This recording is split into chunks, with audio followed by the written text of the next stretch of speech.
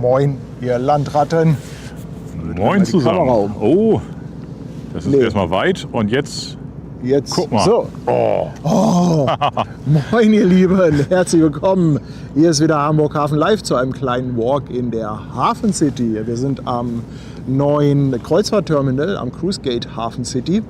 Und ja, wurden auch gleich mal ein bisschen verladen, denn die Europa sollte eigentlich um 19 Uhr rausgehen. Die dachte sich aber, ach komm, wir haben keinen Bock auf Livestream, wir fahren einfach mal eine halbe Stunde eher. Die war ein bisschen kamerascheu. Ja, Ne? ja, ein bisschen sehr, sehr schade, aber gut, es wäre jetzt eh nur ein Beiwerk gewesen. Wir wollen ja hier einen Walk machen, wollen euch mal so ein bisschen das Gelände zeigen, wollen mal durch das Westfield gehen und dann hier so die Umgebung. Also ist ja alles noch relativ neu und ja, ich glaube, es wird trotzdem schön. Es ist, man kann nicht immer gewinnen. Ne? Und außerdem Schiffe hatten wir gestern, glaube ich, en masse. Ja, also gestern war doch ein Feuerwerk an Schiffen. Also gestern war sensationell mit Schiffen. Das war wirklich so abgefahren. Die Europa hatten wir da ja auch zum Schluss. Wirklich mit wunderbaren Aufnahmen insofern. Ich hatte sie gestern von vorne. Ja, Als ich hier angelegt habe, war ich da. Ben hat gestern auch ganz tolle Bilder gemacht, ein bisschen Drohne geflogen. Ne? Ja, hat Spaß gemacht. Ja. Ne, gab eine kleine Windwarnung. Und dann, ja, aber eigentlich haben wir doch schon gewonnen. Wir sind hier, uns geht's gut, wir haben Walk vor. Ist doch Genau, super. es sind Zuschauer da, also moin ihr Lieben. Ja, Hansi hat gleich mal 2,49 rausgehauen.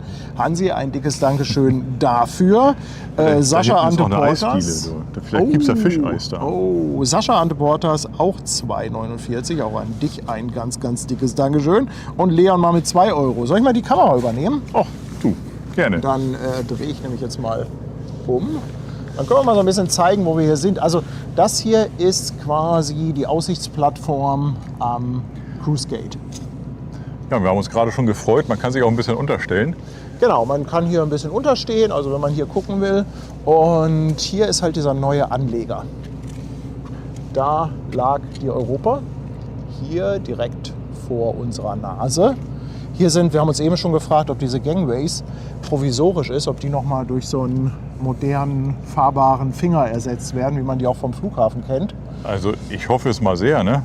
Das sieht so ein bisschen... Das sieht aus wie ein Provisorium, ganz ehrlich. Ich finde, das sieht aus, als ob da irgendwie so von so einer kleinen Eisenbahn die Waggons lagern. Ja, Und dann geht es ja da hinten noch rum. Also es gibt ja denke, 2 da Anleger. kommt bestimmt noch was. Einmal den Ost- und den Westanleger. Einen Also etwas kürzeren und einen, der glaube ich etwas länger ist. Der geht glaube ich bis auf... Ich glaube, da können sogar auch Schiffe von 340 Metern anlegen. Aha, aber Ja. kommen die mit dem Tiefgang über den alten Elbtunnel? Ja, die Kreuzfahrtschiffe sind halt nicht so. Ach so. Guck mal, die Queen Mary, die hat ja auch schon Stimmt. an der Elbphilharmonie gedreht. Richtig. Also das ist mit den Kreuzfahrtschiffen eigentlich, Also hat man eigentlich gleich auf Expansion gebaut Ja, und ja. man hat Großes vor. ja. Basti verschenkt an den Hertus erstmal einen Sub auf Twitch. Dankeschön. Und Florian spendiert ein Fischbrötchen für uns beide. Ganz Dankeschön. lieben Dank, 20 Euro. Ja, hier ist der andere Anleger dann. Ja, hier ist einmal so ein kleiner Knick drin. Den sieht man hier bei der 230 Meter Marke. Und das hier ist dann der längere Anleger. Da hinten, ein bisschen in der Ferne, da sehen wir dann die Elbbrücken, den kurzen Olaf haben wir da. Hier sind auch so ein paar Pfähle. Ab und zu werden hier auch mal Containerschiffe zwischengeparkt, also Ja. nicht die ganz großen. Ja, die kleineren, ne? Ja, Nennen sich, genau. glaube ich, auch Elbpfähle, ne? Glaube ich. Das weiß ich jetzt nicht, aber würde Sinn machen. Würde auf jeden Fall Sinn machen. Ja. Also so viel jetzt mal hier zur Orientierung und Einordnung. Direkt hier sind die beiden Türme vom Westfield Center. Ja, die haben sogar einen Namen. Die nennen sich Louvre und Lee. Ich finde das sehr passend. Das ist passend. Welcher ist Louvre und welcher ist Lee? Das weiß ich nicht. Ja, und ich würde sagen, wir machen jetzt mal eine kleine Tour, Machen wir mal oder? eine Runde, oder? Starten wir doch einfach mal. Aber sehr gerne. Eva, ganz lieben Dank. Gleich mal ein 5er-Park-Mitgliedschaften. Und Christiane ist jetzt auch mit dabei auf dem Fischmarkt. Dankeschön. Ja, wollen wir hier die Treppchen nehmen? Ja, also wir können ja erstmal hier unten das Außengelände, meiner Meinung nach ja auch so das Highlight, dass man halt hier direkt am Wasser ist. Ja, ist schon cool. Da ist auch abends was los. Also Gibt auch noch, ich glaube, Galactus Bar, Galactica, irgendwie so. Da kannst du abends auch noch mal den einen oder anderen Drink nehmen. Okay. Finde ich gar nicht so schlecht. Und danach fällst du dann gemütlich in die U4 und fährst nach Hause. Also auch wer jetzt nicht unbedingt auf Shopping steht und wegen irgendwelcher Läden hierhin will, ich finde, ein Besuch lohnt sich auf jeden Fall. Ja, also ganz ehrlich, einkaufen kannst du eigentlich überall. Ne? Dafür muss man hier nicht zwingend her. Auf der anderen Seite ist das, glaube ich, für die Hafen City eine tolle Aufwertung. Also gerade so als, da ist ja auch noch mal ein Supermarkt drin und so, als Versorger vor Ort finde ich das gar nicht so verkehrt. Weil letztendlich die Hafen City soll ja auch bewohnt werden. Das ist ja nicht einfach nur, dass du hier Büros hast, sondern es sind ja auch ganz normale Wohnungen hier. Das ist ja auch so ein bisschen das Problem, dass die Hafen City gerade abends immer wie ausgestorben ist. Ja. Und das alles so ein bisschen wie aus der Retorte ist. Also zwar interessant von der Architektur, aber es ist halt nicht so richtig organisch gewachsen. Ja, es ist halt relativ zügig hochgezogen auch alles. Ne? Und es war noch nicht alles da, was du brauchst, um eben halt Menschen, die hier wohnen, dann auch irgendwo deren Bedürfnisse zu befriedigen. So, da gehen wir gleich auch mal rein. Ja, da machen wir Aber gleich mal einen kleinen Schritt. Wir können ja noch einmal hier ein bisschen an die... Ja, wir können ja auch hier vorne reingehen. Und dann Stimmt, kannst du ja das noch ist einmal das quer ist durch. Ja so ein U, wo man... Genau, es ist ein U in der Mitte noch mal mit einer Querung drin. Also wir haben alle Optionen, die wir haben wollen. Das ist richtig super. Heidja, Dankeschön, 5,99. Gerade gestern auch dort gestanden. So, ich will noch einmal Ja, hier... das ist doch gut. Ja, hier gibt es übrigens auch Currywurst Pommes. Ne? Also für die, die davon Fans sind. Das, Aber die Currywurst der Herzen habe ich ja am Rathausmarkt gefunden. ja, nicht, dass das noch zu so einem Ding wird bei den Walks, dass wir immer eine Currywurst finden und testen müssen. Ja, hier steht auch noch einiges so an Baumaterial rum. Letztens war hier auch eine Bühne, da war hier ein Konzert. Ich glaube, Rita Ora oder ja, so. war auch zur Eröffnung angekündigt. Hat sich aber ein bisschen nach hinten verschoben mit der guten Ja, Dame. ja. Und Susi, willkommen bei uns auf dem Kanal. Also das eine oder andere wird sich hier sicherlich noch tun. Das hier ist der Miami-Platz, steht da oben. Ja, hier haben alle Ecken einen Namen. Auch innerhalb des Gebäudes haben die Wege einen Namen. Also die sind nach Straßen benannt sozusagen. Ah, okay. Finde ich eigentlich ganz cool. Also man hat das aus der Hafen City wohl ein bisschen übernommen. Da hast du ja auch Übersee Boulevard, Chicago Boulevard, Oswald Boulevard und wie sie alle heißen. Oder Viel auch nach Städten, Shanghai-Straße Ja, und ähnliches. Das hat man aber, glaube ich, auch aus dem Hafenbereich übernommen, der hier vorher war. Beziehungsweise auf der anderen Seite ist es ja auch Tradition. Afrika-Höft, India-Straße und so. Und ich könnte mir vorstellen, dass die das hier dann mit adaptiert haben. Ja, Ja, wollen wir einfach mal reingehen? Mensch, hier hat machen ja mal. sogar ein bisschen was auf. Ich dachte eigentlich, dass das sonntags komplett zu ist. Ja. Mensch, ein Eisladen. Müssen wir so ein bisschen gucken, wo wir hinfilmen. ja, wir könnten sogar ins Kino gehen, wenn wir wollten. Ja, Galactic ist die Bar, genau. Da kannst du abends dann auch noch mal irgendwie was Kleines trinken oder so, auf die Elbe gucken. Genau. Ach, guck mal, und hier, wer Lust darauf hat, hier gibt es einen QR-Code mit einem digitalen Plan vom Westfield Center. Also wer mag, kann das mal abscannen und kann sich dann den Plan vom Westfield Center einfach mal anschauen. Ja, der ist auch aktuell. Ich war nämlich unten im Keller und habe was gesucht. Also ich musste mal austreten. Da ist nämlich ein großer Plan an die Wand gemalt. Aber da hat man sich wohl mit den Standorten ein bisschen vertan. Der ist nicht aktuell.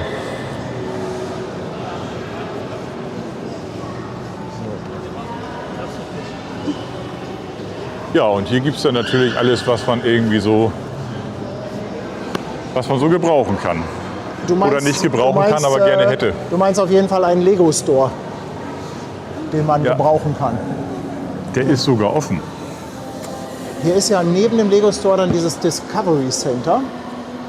Und das ist ja nur für Kinder. Als Erwachsener darfst du nicht Da rein. darfst du als Erwachsener nicht rein. Also Das ist- habe ich gelesen. Ich habe das jetzt noch nicht probiert. Und wenn ich ganz doll quengel, dann vielleicht schon. Auch wenn ich dich an die Hand nehme. Ja, hier kannst du sonntags einkaufen. Ja. Kannst die ganze Kohle lassen. Ja, da kannst du viel Geld Ja. lassen. Also ich finde architektonisch, gerade hier dieses Dach, sehr schön. Irre, oder? Also ich finde hier diese offene Architektur, finde ich also ehrlich gesagt sehr schick. Shopping bin ich jetzt nicht so hinterher. Gut, da hinten ist so ein Haribo-Laden. Es ist dann mal ganz nett, wenn die vielleicht ein paar Sachen haben, die es nicht so im normalen Laden gibt. Wollen wir hier links hoch? Ja, Also, ja, du hast halt die dänische Lakritz-Auswahl da mit drin, ne? ja. Und ansonsten das ganz normale Sortiment, was man so bekommen kann. Genau. Also interessanter ist auch sicherlich das Ganze drumherum. Darum gehen wir jetzt einmal hier so durch und dann wollen wir euch aber vor allem draußen noch ein bisschen Ja, was genau. zeigen. Also ich könnte mir vorstellen, dass es im Winter hier richtig kalt wird und schattig ist, weil das ganze Gebäude ist ja offen eigentlich. Also wenn wir richtig schön Wind haben, dann könnte das im Winter knackig werden. Aber es ist auch sehr hallig hier, finde ich. Ja. Aber das Westfield Center soll 10-mal größer sein als die Europapassage. Oha. Und mit teuren Bauten kennt man sich in Hamburg ja aus. Sie war mit 800 Millionen, Entschuldigung, 800 Millionen war sie angesetzt und hat dann hinterher 1,5 Milliarden gekostet, das Ach Ganze du hier. Schande. Ja, aber das ist ja im Prinzip eine Ansage. Ja, das ist eigentlich bei uns ja normal. Ja. Also Großprojekte können wir Ja, nicht. Tony Roberts, 20 euros. Two friends enjoying the city they love. Great to be walking with you. Tony, welcome on board. Und Dirk, 7 Monate. Einen schönen guten Abend. Aber Ja. einen Laden gibt es hier, den wir beide gut Ja. finden, oder? ja, der ist auch ganz gefährlich. Der kommt jetzt gleich auf der rechten Hand. Ja, ich muss sagen, also ich habe das eben ja schon mal gesagt, ich wiederhole mich da, aber interessant wird das Ganze durch den Außenbereich. Ja. Na? Sicherlich ist hier die Mall und so architektonisch sehr schön geworden. Ich glaube auch, dass man sich hier fotografisch, wenn man ein bisschen nettes Licht erwischt, Bestimmt. schon ein bisschen austoben Ja. kann. Also das denke ich schon. Und vor allem, wenn du draußen bist, du kannst draußen Porträts machen, hast dann halt auch die ganzen Lichter. Ich will nur einmal hier runterfilmen. Es gibt natürlich Ja. noch eine Etage unten, da gehen wir jetzt nicht runter. Ich weiß nicht, wie es mit dem Empfang ist. Und Könnte eng ehrlich werden. gesagt ist es da dann auch, ja, da hast du dann keine Fenster. Ne? Das ist halt ein Keller. Ist ein Keller mit Läden. Genau. Eine Also- reine Ladenpassage mit Das halt so den Hält üblichen. sich dann so ein bisschen in ne? Grenzen, die Spannung da unten. Ja, also ich finde das hier oben schöner. Ne? Und du hast Absolut. halt immer irgendwie es offen, kannst halt ans Wasser gehen. Das finde ich halt wirklich charmant hier drin. Ne? Ja. Ich dachte mir, oder wir dachten uns, wir zeigen euch das mal so ein bisschen, bringen euch mal dieses Westfield Center näher. Guck mal, das spiegelt so, man könnte meinen, dass wir bei Douglas sind und nicht bei DJI.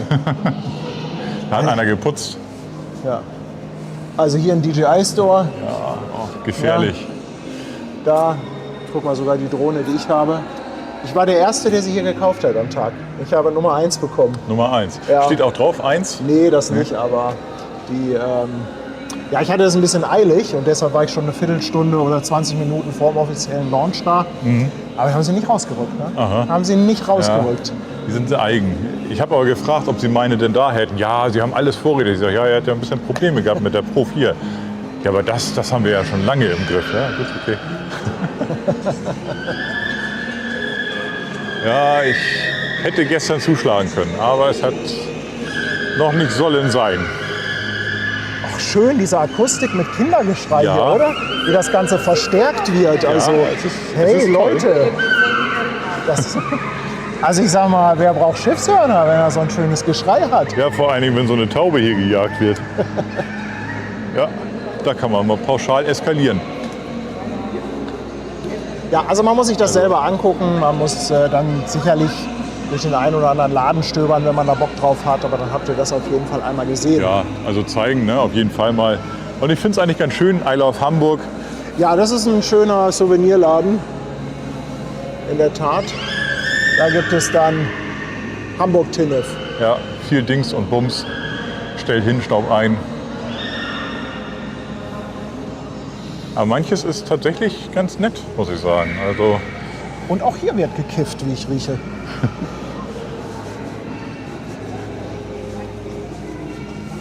Ja, ich lese hier gerade im Chat, sieht spektakulär aus, aber für entspannt einkaufen ist das wohl eher nichts. Das Timing ist da die Frage. Ja. Also ich war zum Beispiel mit Tanja das erste Mal hier auf einem Montag oder Dienstagvormittag. Völlig Geht, ne? entspannt. Kann man machen, ne? Ich weiß nicht, ob man sich das jetzt auf einem Samstagvormittag antun muss. Also das glaube ich nicht. Oder Samstag gleich zur Ladenöffnung, das könnte ich mir auch noch vorstellen. Aber wenn du in den regulären Besucherstrom kommst, dann darfst du anstehen. Also das musst du mögen, ne? Ja. Gut, diejenigen, die jetzt natürlich nicht so ein bisschen antizyklisch raus können, die halt aufs Wochenende angewiesen sind. Ja. Ja, wer früh kommt, glaube ich, hat die besten Plätze. Ne? Ja, hier waren wir eben irgendwie schon. Genau, aber da vorne können wir gleich dann um die Ecke gehen. Ach, wir können da auch draußen rum. Genau, wir können Genau. auch unter den Arkaden lang, oder? Richtig. Und du weißt ja, wenn man Dinge wiederholt, dann prägen sie sich ein. Meinst du, dann finden wir hier wieder raus? Ja. Virtual ganz, ganz vielen Dank. 2 Euro Superchat. Hasselblatt ist da auch. Ja, ganz genau. Ja. DJI und Hasselblatt sind ja, ich weiß gar nicht, wie die Konstellation ist. Ich würde mal denken, DJI hat Hasselblatt gekauft. Meinst Von den du? Größenverhältnissen, ja, Hasselblatt ist kein Riesenladen mehr. Und haben dann ja auch einiges an Kameratechnik in den Geräten verbaut. Aber die Marke Hasselblatt, die lassen sie natürlich nicht sterben, weil die hat natürlich schon eine gewisse Strahlkraft in der Fotoszene. Natürlich. Mal gut, ne? Mit Hasselblatt waren sie auf dem Mond. Ne? Also von daher, das ist natürlich ein Name. Hasselblatt war früher, Ich meine, die Also haben auch das- geile Sensoren. Ne? Also das muss man denen auch einfach mal lassen. Also ein Hasselblatt-Sensor ist schon echt die Macht. aber es war halt schon immer sehr exklusiv und sehr teuer. Ja. So. Einmal hier an den Kindern vorbei. Ja, So. jetzt haben wir hier freie Bahn. Und jetzt ist hier wieder Platz. Ja. Ja, habe ich gar nicht mit gerechnet, dass hier jetzt spielende Kinder sind. Guck, und dann noch mal zur Einordnung. Da hinten in der Ferne sehen wir also das Maritime Museum von der Rückseite. Da ist dann schon die Speicherstadt. Ja, genau. Also wir sind eigentlich mittendrin. Ne? Ja. Ja, die Hafen City erweitert sich ja weiter Richtung Elbbrücken. Das haben wir auf der rechten Hand. Da ist nur gerade ein wunderschöner Bauzaun im Weg. Hier ist noch mal die Frage, was ist da, wo die dann in der Halle den Fisch verkaufen? Das ist der Fischmarkt. Das ist der Aber das ist Fischmarkt. nicht in der Halle. Also Nee. das ist die Fischauktionshalle. Das ist in einer anderen Ecke. Genau. Gibt es hier auch eine Hochbahnhaltestelle? Eine U-Bahn gibt es hier. Eine U-Bahn gibt es Die hier. U4, kommen wir gleich hin. Welche ist das? Hafen City ist die Haltestelle, oder? Übersee-Boulevard. Ach, Übersee-Boulevard. Ja, Ja. ganz genau. Ganz genau. Und dann war hier noch die Frage nach der Oper. Das ist ja alles noch in der Planung. Aber ich wo weiß die auch gar nicht, gebaut wo die hin werden soll. soll, doch, Ja, weißt du? kann ich dir zeigen. Da, wo das Lighthouse Zero steht. Aha. Da wollen wir auch noch hinter dieser Turm. Und ich meine, da soll die Van hin. Aha. Ja. Na ja, gut, das Areal, da ist ja eigentlich nicht mehr wirklich was. Das Cruise Center, was da war, das Terminal, das ist ja hier rüber gewandert, glaube ich. Weiß nicht, ob da noch was abgefertigt wird. Aber auch schon wieder so eine kontroverse Diskussion. Der Klaus Michael Kühne will die ja bezahlen oder zumindest zum Großteil. Und auf der einen Seite natürlich schön, wenn die Stadt eine Oper geschenkt bekommt. Auf der anderen Seite hat das auch so eine Sugar Daddy-Mentalität irgendwie. Ja, ne? du gerätst da eventuell auch in eine gewisse Abhängigkeit. Ja. Ne? Ich bin da immer skeptisch, also wenn so Einzelpersonen dann solche extrem großen Beträge, weil der macht das ja nicht nur, weil er ein guter Mensch ist. Ja, der möchte sicherlich auch irgendwo vielleicht mal gehört werden. Also unterstelle ich mal so. Also Geld braucht er nicht, er will auf jeden Fall dafür Ruhm, Anerkennung und Ja. wahrscheinlich Mitspracherecht. Also in Ruhm und irgendeiner Form, ne? Anerkennung, finde ich, ist dann auch passend. Bei dem Thema Mitspracherecht, da scheiden sich die Geister. Aber ja, ich kann da auch überhaupt gar nichts zu sagen. Aber es ist natürlich in der Diskussion in Hamburg. Ne? Was Ja. würde es bedeuten, wenn er das wirklich alles Wollen wir da zum Großteil einmal hoch? bezahlt? Ja, lass uns das Da doch war ich nämlich machen. noch gar nicht drauf. Ja, ich weiß auch gar nicht. Ich glaube, da kann man auch auf der anderen Seite dann irgendwo wieder runter. Ich glaube, das ist nur ein Ausguck. Yoshi, danke für 5 Euro. Er fragt, ob Ben die Kreuzfahrt verglichen und gegebenenfalls eine Buchung vorgenommen hat. Hattest du da irgendwie mit einem Yoshi Kontakt? Nö, glaube ich nicht. Hier wäre übrigens so. die U-Bahn-Station, für den Fall, dass es jemanden Ja. interessiert. Hat 2 Ausgänge direkt Genau. davor. Da ist sie. Ne? Also könnt ihr nicht verpassen. Ja, ja. Und Parkhaus gibt es auch. Und wir sind jetzt quasi über der Einfahrt. Genau. Also wir gehen jetzt hier einmal auf das Dach der Parkhauseinfahrt.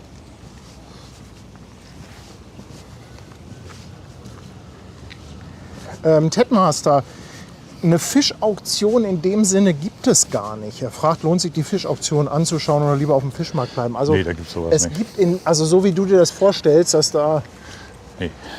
jemand Also- schreit, ja, hier, Kilo Aal, komm hier, 5 Euro, 10 Euro, komm hier. Na, es Nee, gibt das natürlich gibt's nicht. Marktschreier, wie zum Beispiel Aale Dieter, Ja. die schon so ein bisschen Show machen, aber es ist nicht eine Auktion, wie man sich das vorstellt. Nein, das ist es nicht. Ganz früher, als der Fischmarkt ins Leben gerufen worden ist und die Auktionshalle, da war das tatsächlich so. Damit die Fischer, die hier vor Ort waren, auch wirklich einen guten Preis für ihre Ware bekommen. Aber die Zeiten sind lange, lange vorbei. Also unter uns die Einfahrt ins Parkhaus. Porte de Lumière soll ganz interessant sein, eine sogenannte immersive Ausstellung, wo sich halt alles bewegt, viel mit Projektionen gearbeitet wird. Ich habe bisher nur Bilder gesehen, drin war ich noch nicht. Ich auch nicht. Habe auch nur davon gehört, habe es mir aber auch noch nicht angeschaut. Und hier durch geht es dann direkt in die Speicherstadt. Da haben wir dann auch das Speicherstadt-Rathaus, Genau. was Und man ihr kann sogar sicherlich noch kennt. das Radisson Blu ganz hinten in der Ecke sehen. Das ist das graue Hochhaus. Das ist ein Hotel. Da. Ne, Ups. da auf der linken Hand, genau. Und wenn man hier quasi durchlaufen würde, geradeaus, dann kommst du in die Stadt. Da vorne ist die St. Petri-Kirche, der Kirchturm.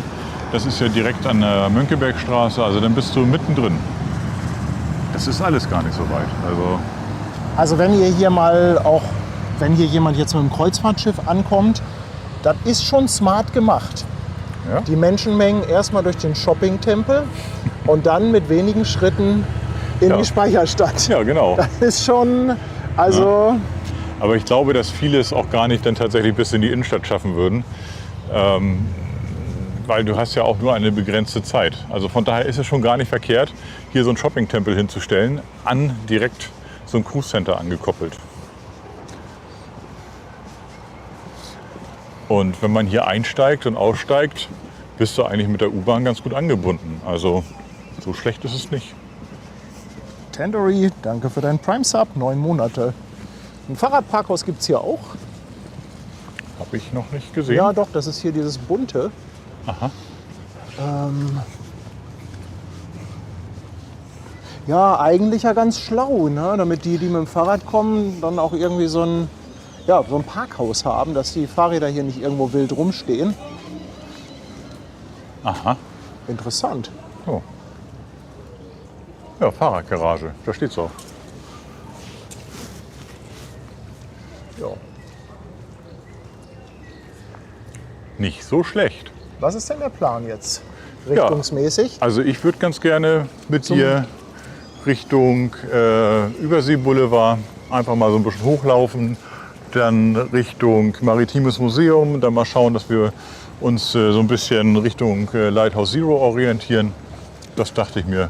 Ja, wäre Lighthouse vielleicht- Zero ist auf jeden Fall ein richtig schöner Aussichtspunkt. Ist so ein Plan, ne? Ja, also von da kann man auf jeden Fall auch sehr schön fotografieren. Ja, während der Bauphase gab es hier ein Café. Ich glaube, das müsste noch ein Stück weiter vorne sein, also ein Bäcker eigentlich.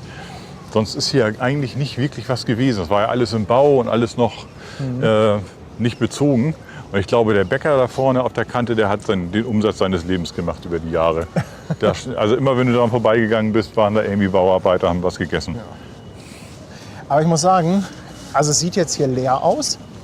Es ist aber für einen Sonntag, Hafen City-Verhältnisse, Ist das voll? ist das belebt. Ja. Ansonsten war das ja immer komplett ausgestorben. Ja. Also Hafen City war normalerweise nichts los.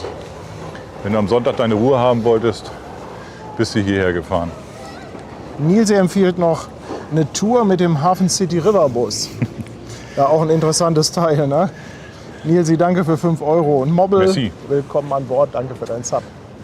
Ja, dann können wir hier rechts gleich hochlaufen. Also hier nochmal ein Blick zurück aufs Westfield. Das ist der Überseeboulevard. Das ist quasi, ja, kann man sagen, dass das so die zentrale Meile jetzt hier in der Hafen City ist. Ja, genau. Und die setzt sich jetzt quasi Richtung Speicherstadt fort. Genau, also es gibt hier quasi einen alten und einen neuen Teil auf dem Überseeboulevard. Stellen wir etwas zur Seite. Der alte Teil, der ist da hinten, da wo auch Andronaco ist, wo man Genau. dann zur Speicherstadt kommt. Und hier dieser neuere Teil ist eigentlich jetzt erst aktiv geworden mit dem Westfield. Ja, das war vorher auch abgesperrt. Ist jetzt quasi erst frei. Ja, und du hast hier halt überall so Bezeichnungen, ne? Übersee, Boulevard und die ganzen Straßen eben halt dann an die Häuser angeschlagen. Finde ich eigentlich ganz schön. Ich frage mich gerade, wie es ist, hier zu wohnen. Das sieht ja nach Wohnungen aus, oder? Ich würde auch Das sagen, sind keine Büros. das sind ganz normale Wohnungen, würde ich denken. Da vorne steht auch ein Kinderfahrrad auf dem Balkon. Ja, dann eindeutiges Zeichen für Wohnungen, oder? Ja, frage ich mich gerade, wie das so ist. Sicherlich cool für den Fotografen, der schnell abends noch mal eine Runde drehen möchte. Ja, aber die Wohnungen sind ja sicherlich nicht so teuer, ne? Also du hast ja keinen Elbblick. Ben, du kannst ja Sarkasmus.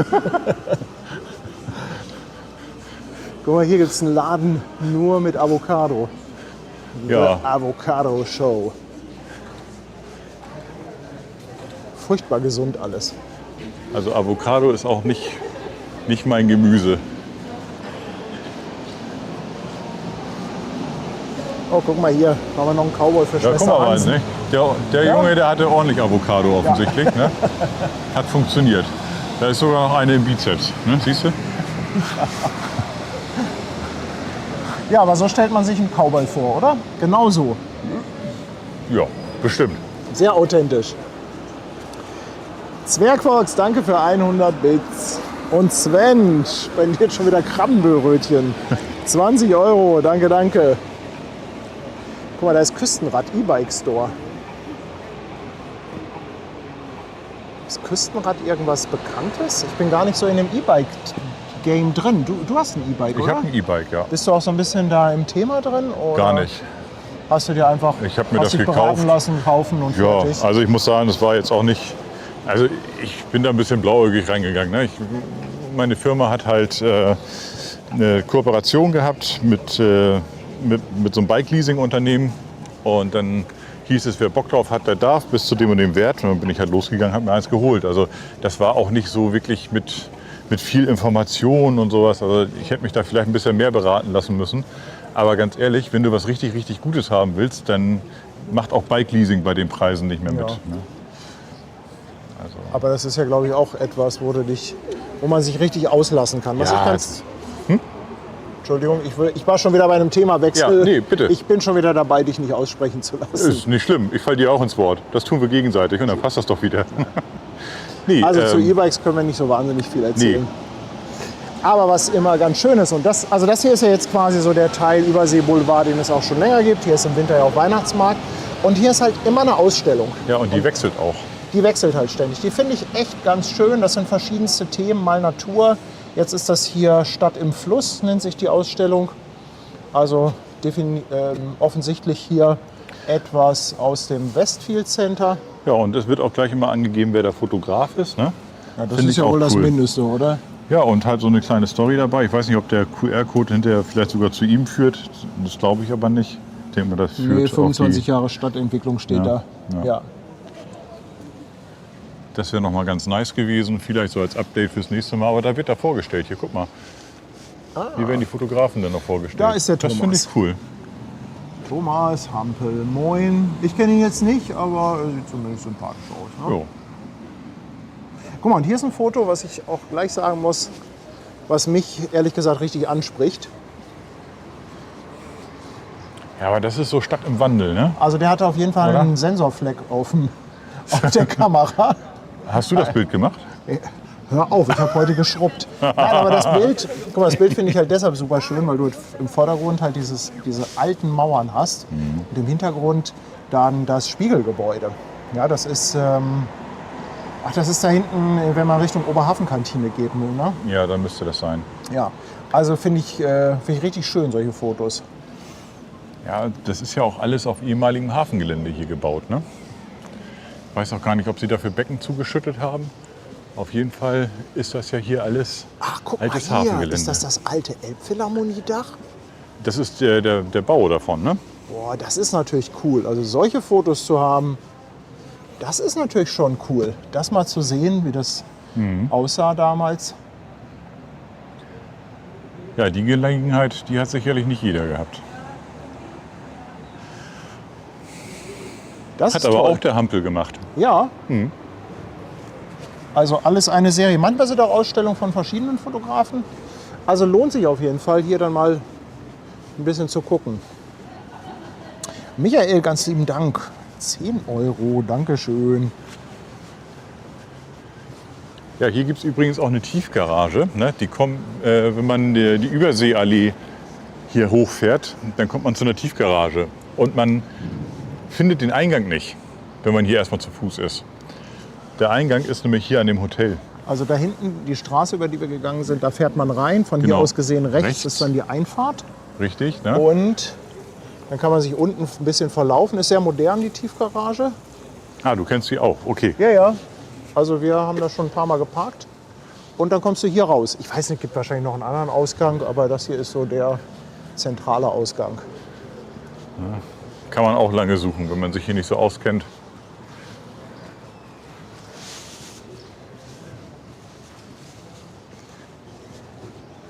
Ach, guck mal hier. Gefällt mir aber, was der fotografiert hat, der Thomas. Nordic Hunter. Guck mal, solche Fotos mag ich ja auch. Im Hintergrund so ein dicker Pott und dann die Angler davor. Das ist Hamburg. Das ist echt Hamburg. Hafen mitten in der Stadt. Und Ja, die das hat Angler was. haben ja neben den Fotografen auch immer die geilsten Spots. Ja, vorhin kannst du dabei echt mal entspannt aufs Wasser gucken. Ne? Und Ja, dann, ja. ich glaube, wenn du angelst, also mein Sport wäre es nicht, aber du siehst halt auch mal Dinge, die andere nicht sehen, weil du halt immer irgendwie unterwegs bist. Ach komm, Ken, wir sollten noch einen Angelschein machen. Na, ich weiß nicht, was Kirsten davon hält. Ich habe ja erstmal meinen Drohnenschein gemacht. Ne? Wenn ich jetzt auch noch anfange zu angeln, dann wird es langsam teurer Spaß. Hier dieser Tower, auch so mittendrin. Das ist halt irgendwie so typisch Hafen City. Ne? Also da steht dann so mittendrin, unvermittelt, so ein etwas asymmetrisches Gebäude. Ja, aber hier hat sich auch jeder Architekt irgendwie verwirklichen dürfen, der Ja. Lust, Zeit und Laune hatte. Ne? Und es gab mal das Gerücht, dass Helene Fischer da eine Wohnung drin hatte. Das war aber, glaube ich, auch Fake News. Aha. Also da gibt es aber schönere Häuser, um da drin zu wohnen, Ja. finde Ja. ich. Ich denke mal, da macht es dann auch die Lage und der Blick in erster Linie, gerade wenn man ganz oben ist. Aber guck mal, hier, da kann ich mich auch noch Ja, dran aber erinnern. oben hast du doch viel weniger Fläche. Guck mal, wie klein das alles ist. Ach du, ich glaube, da oben das Penthouse hat auch noch seine 200 Quadratmeter. Aber da, Queen Mary 2. Guck mal, daran kann Das ich ist mich doch noch schön. erinnern. Damals die Zeiten Queen Mary 2. Ist dazu welches Datum bei dem? 2006, ja, Ja. guck mal. Das sind nämlich die Anfangszeiten. Queen Mary 2, das, guck mal, das war eine Hafen City, ne? Provisorisches Terminal. Und ein riesen Menschenauflauf. Also als da Queen Mary 2 kam, das war ein Stadtereignis. Und da ist sogar noch dieser Viewpoint hier, ne? Ja, Den haben sie ja genau. auch irgendwie schon zweimal versetzt, glaube ich. Ja, Aha. Ja, spannend. 2006. Oh guck mal, und Gott. da haben die da so ein provisorisches Terminal hingesetzt. Das muss auch sogar noch ganz alt sein. Guck mal hier mit so komischen Zelten. Später Ja. später gab es ja ein Terminal nur aus Containern. Aber hier sind ja nur so ein paar Container. Es war später auch noch mal größer. Also ich weiß, in einer meiner Ausbildung habe ich an dem Cruise Terminal Grasbrook auch angeliefert. Ich war ja beim Schiffsausrüstern viele Jahre. Und da sind wir dann damals dahin gefahren mit dem LKW und haben geliefert. Aber das war eine AIDA, wo wir waren, das war keine Queen. Ich weiß aber nicht genau, ob es das Terminal ist, aber es gab, glaube ich, nur das eine auf dem Grasbrook. Das muss das gewesen sein. Das dann. kann sein, ja. Ja, schon spannend, ne? Wie sich das alles so ändert.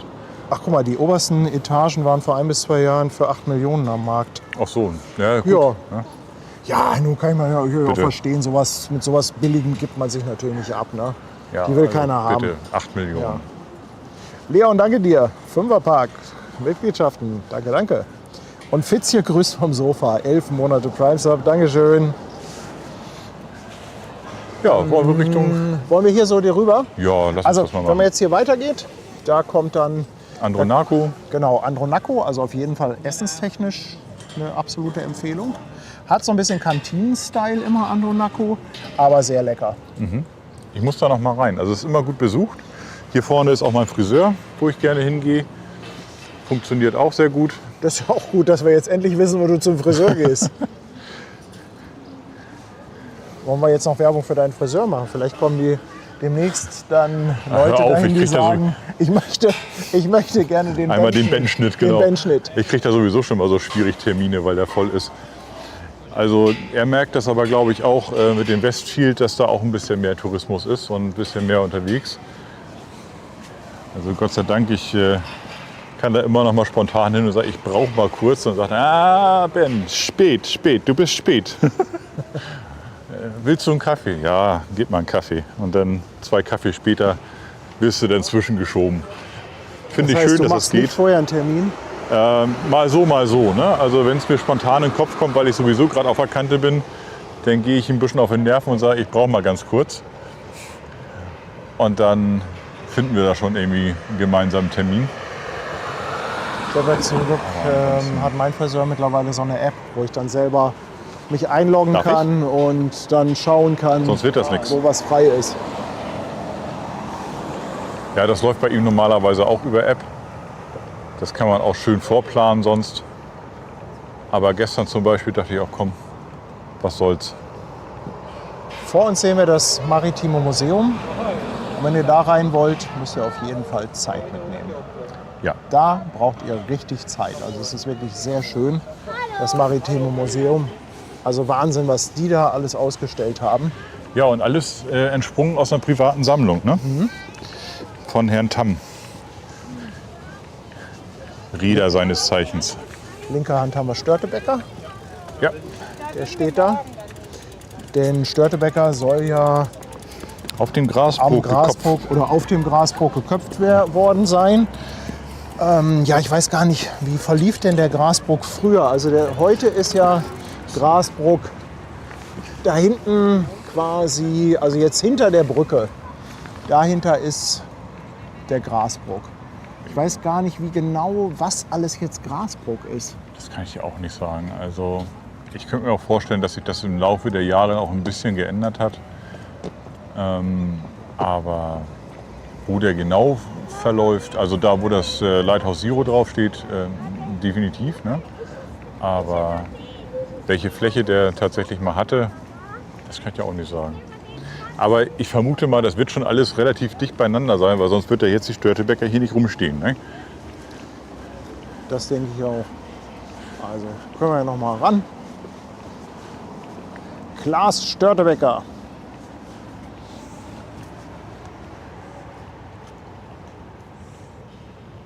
Gottes Freund, der Weltfeind. Den Reichen genommen, den Armen gegeben. Ich glaube, so sagt man es gerne. Ne? Ich hatte damals eine Hörspielkassette mit einem Störtebeker Hörspiel. Habe ich geliebt.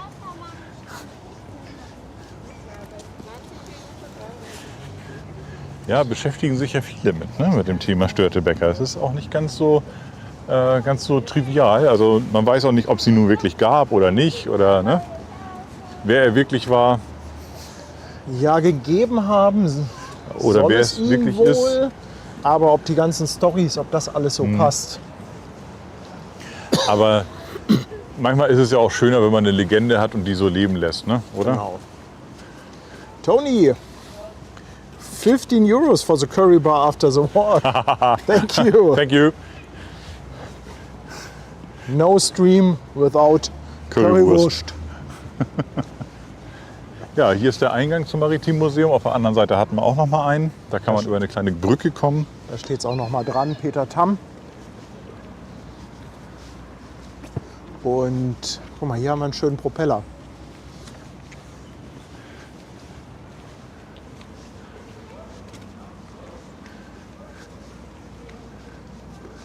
Donation of Wärtsilä Corporation. Aber der ist ja noch relativ klein, oder? Der ist relativ klein. Was hat der jetzt für einen Durchmesser? Stell dich doch mal bitte daneben. Also wir haben uns doch mal... Waren wir hier nicht schon mal an Wir dem waren hier Propeller? schon mal, ja. Und wir waren- haben hier ja auch die Größenangaben. Guck mal, da haben wir beim letzten Mal nämlich auch nachgesucht. Stimmt. Also was wird der für einen Durchmesser haben? 4 Meter? Also ich bin 1,87. Das kommt wohl ungefähr hin. Ne? Lass ihn 4,50 sein. Bisschen was über 2 Benz. Auch eine schöne Größenangabe. 2 Benz. Ja, Tina schreibt es auch, Museum ist klasse. Ja. Stefanie fragt, ob das Maritime Museum auch für kleinere Kinder geeignet ist. Das weiß Ich ich glaube, jetzt gar das nicht. könnte aber auch langweilig werden. Ne? Ja. Wollen wir hier unten lang? Ich denke doch schon, oder? ne? Können wir doch schön drunter hergehen, sind wir ein bisschen am Wasser. Hier sind wir ja auch durchgefahren bei der Fletfahrt.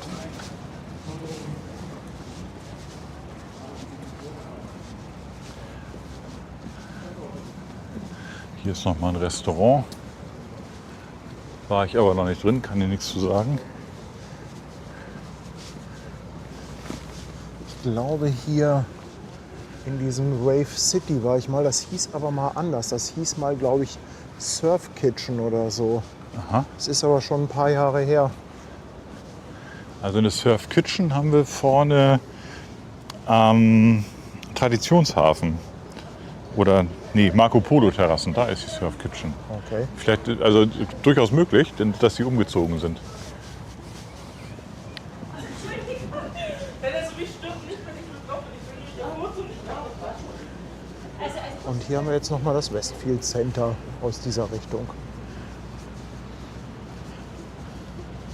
Hast du eine Ahnung, was das für ein Gebäude ist? Nee, überhaupt gar nicht. Weil das steht ja zum Teil auch noch so ein bisschen auf alten Pfählen.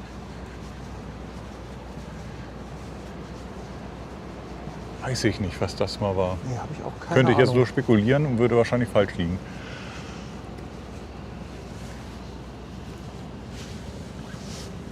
Ich glaube, Also- jetzt kommen wir so ein bisschen in Richtung Hafen City Universität, oder? Genau. Übrigens auch eine Haltestelle von der U4. Kannst mit der U4 bis zu den Elbbrücken fahren. Was übrigens auch also eine ziemlich abgefahrene Haltestelle ist vom Design her. Schon cool mit dem Bogen oben drüber. 16 Monate auf dem Fischmarkt, Hans Christian. Mit Grüßen aus Österreich. Dankeschön. Ja, Grüße zurück. Ne? In 20 Tagen wieder in Hamburg. Schöne Entscheidung. Jens Peter fragt, wo soll denn der neue Stadtteil entstehen? Danke für 2 Euro. Du meinst wahrscheinlich den neuen Stadtteil Grasbrook, oder? Können wir gleich mal zeigen. Ja, Ich glaube, wenn wir hier am Ende rauskommen, wir sind ja quasi auf dem Weg. ja, Guck mal, hier so ein alter Dalben. Der hat seine besten Tage aber auch schon hinter sich. geht der schon als Denkmal durch? Also auf jeden Fall ist es ein lebendes Denkmal, weil da wächst wieder ein Baum draus. Ist das irre. Stimmt. Und wahrscheinlich Möwenrastplatz, ne?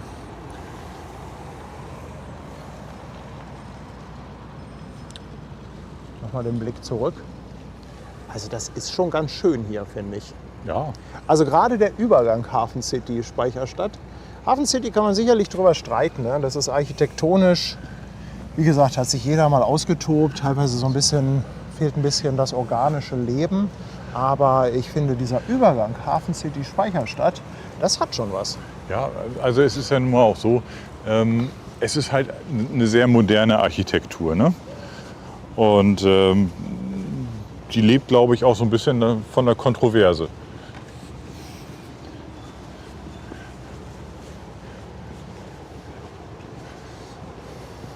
Also ich konnte mit der Hafen City vorher aber tatsächlich nichts anfangen.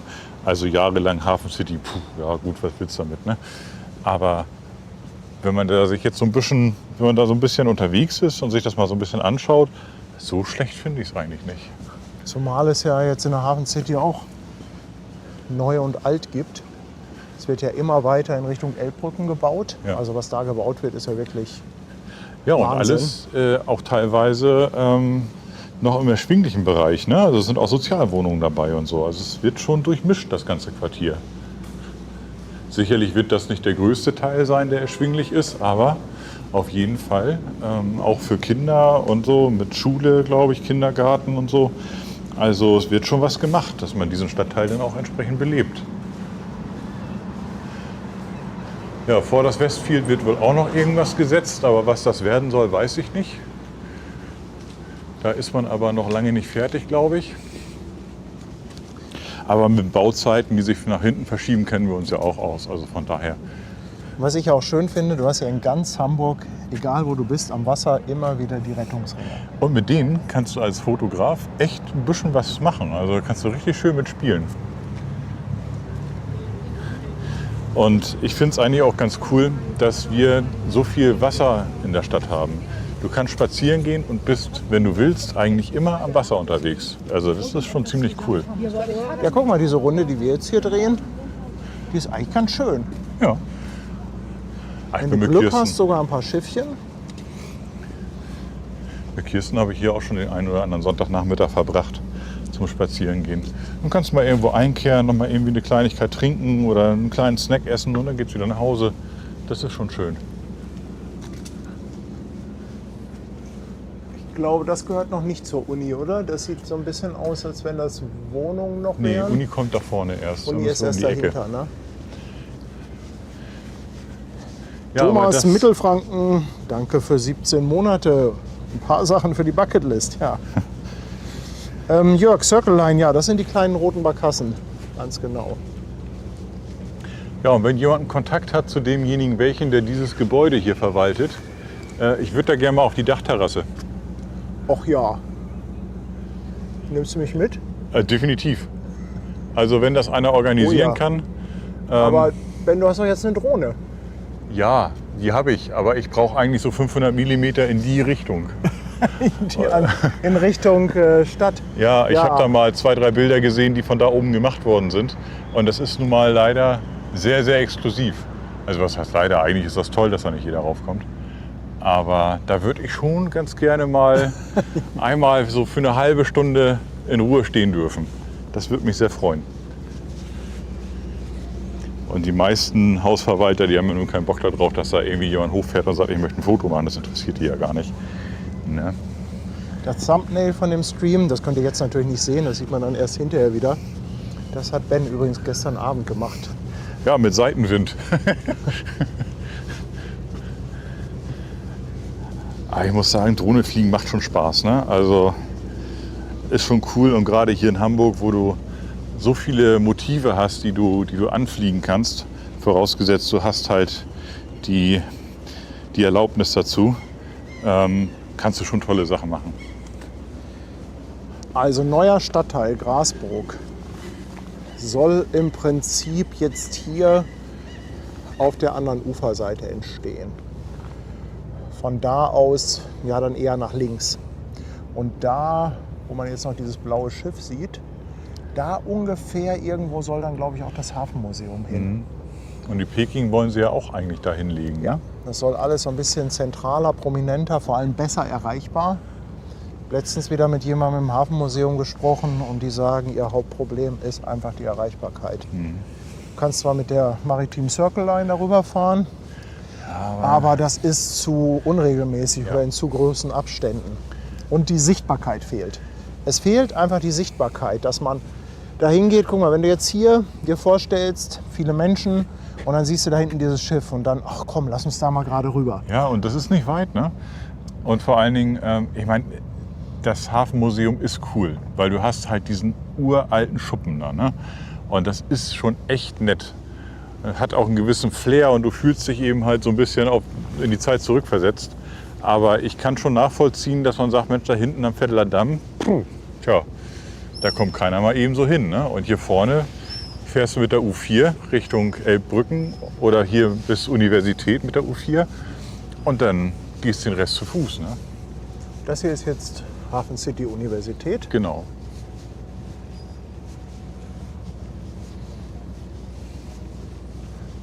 Ja, für eine Uni auch eine nette Lage, oder? Oh, definitiv. Ne, und das ist ja hier auch schon die erweiterte Hafen City im Prinzip. Ja. Die haben sie ja letztes Jahr, glaube ich, fertiggestellt. Nilsi sagt, Bus fährt auch nur bis 18 Uhr zum Hafenmuseum, aber ich glaube, das Genau. Hafenmuseum hat auch gar nicht so lange offiziell auf. Ich glaube, die machen auch irgendwie was bei 17 Uhr zu oder sowas. Der Außenbereich ist natürlich quasi rund um die Uhr zugänglich, aber das eigentliche Museum macht schon eher zu. Christine, danke für 17 Monate. Und Cypress Günni, danke für deinen Prime Sub, 8 Monate. Dark Chris, 2 Euro Superchat, das war auch das Schiff vom Foto, oder? Nee, also das vom Foto hieß irgendwas mit Nordic. Du meinst das von dem Thomas Hampel oder Hempel? Hampel. Hampel. Das war ein anderes. Guck mal, eben hatten wir ja noch von Aussichtsturm gesprochen, der da an der Queen Mary stand. Ja, Da sehen wir ihn. Da steht er jetzt. Da steht er jetzt. Und jetzt sind wir hier, das ist jetzt glaube ich Barkenhöft. Ich habe von da aus mal den Vollmond fotografiert. Da standen die ganzen Häuser hier noch gar nicht. Da konntest du quer rüber fotografieren Richtung Gemüsegroßmarkt. Ja, wir haben ja hier auf der linken Hand, hinter den Gebäuden verläuft ja die Versmannstraße und die führt ja direkt in den Hafen. Ich glaube, einige haben sich hier auch verzockt, so mit den Wohnungen. Die dachten erst mega Lage und dann, ich wollte dich mal ein bisschen Ach so. filmen. Und dann wurde da doch noch was hingebaut. Ja, also es stand ja wohl auch in den Verträgen drin mit Elbblick. Ne? Und da hat sich Hamburg wohl damit rausgeredet, dass der Hafenbereich, das Hafenbecken, was vor dem Gebäude ist, schon als Elbblick gelten könnte. Ja, super. Ja. Übrigens heute zum Tagesmotto, ne?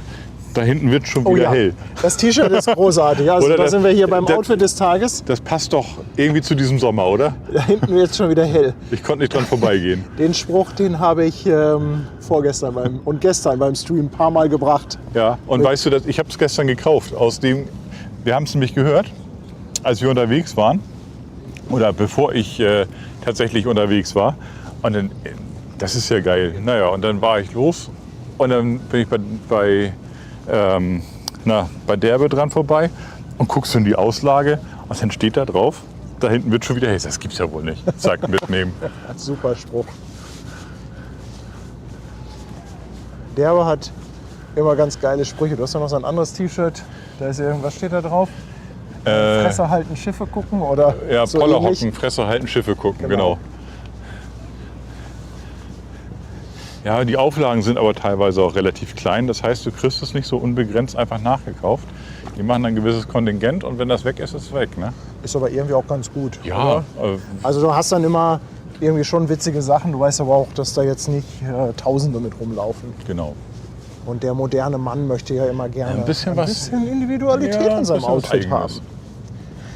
Der Radler, willkommen an Bord auf der Speicherstadt. Und Jörg haut 2 Schweizer Franken raus. Dankeschön. Merci. Stefanie fragt, ob man das Elbtaxi, was wir letztens im Stream hatten, schon nutzen können. Stefanie, ich muss dir ehrlich sagen, ich muss passen. Ich weiß es nicht. Ich habe das jetzt noch nicht weiter recherchiert. Irgendwer sagte im Stream, dass das wohl noch in der Erprobungsphase ist. Ein Elbtaxi? Ja, so ein kleines Boot. Ach. Kannst du anrufen und sagen, hier, ich stehe Bubendei, hol mich mal ab. So ähnlich wie die Wassertaxis in Rotterdam. Okay. Das ist ja cool.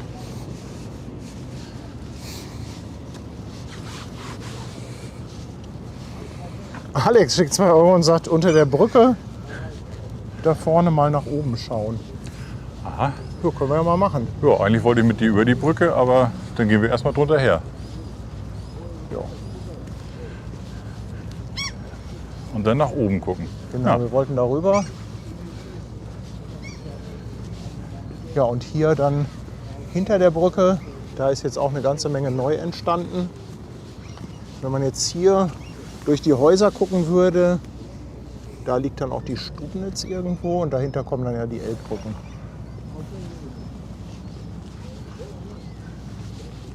Da vorne gab es mal so einen Laden mit extrem geilen Containern.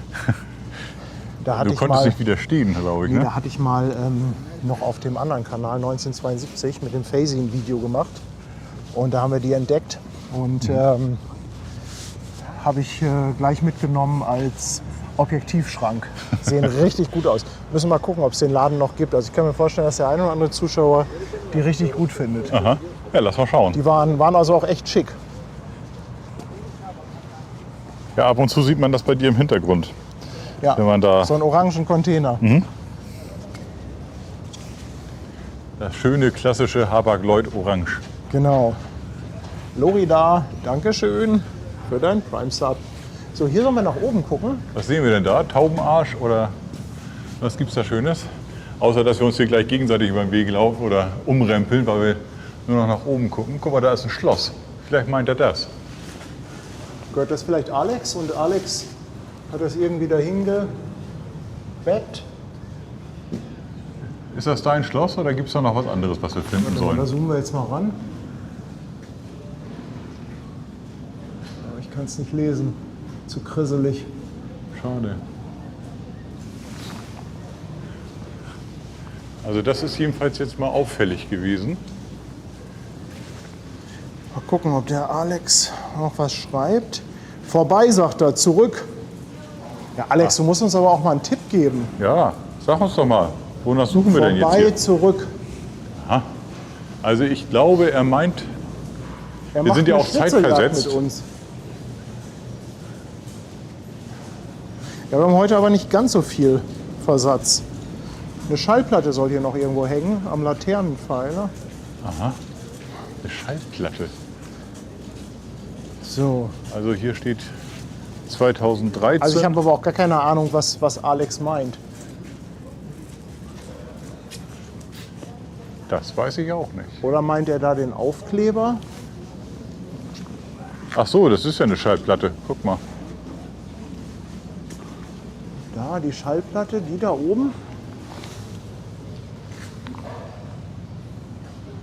Alex, hast du die da hingeklebt? Oder? Bist du so ein langer?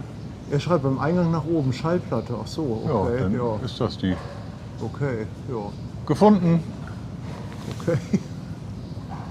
Ja, Ja, Alex, Okay, gut. du gibst einen aus. Wir haben ihn Kleine gefunden. Schallplatte. Ja, er hat auch einen ausgegeben. Nochmal 2 Euro beim Eingang nach oben, Schallplatte. Dankeschön. Ja, merci. Danke. Gucken, ob Ja, das hier gibt es auch Alarm Rettungsringe, ist. wenn man am Ende der Brücke nach oben guckt. Guck mal, das ist doch cool, oder?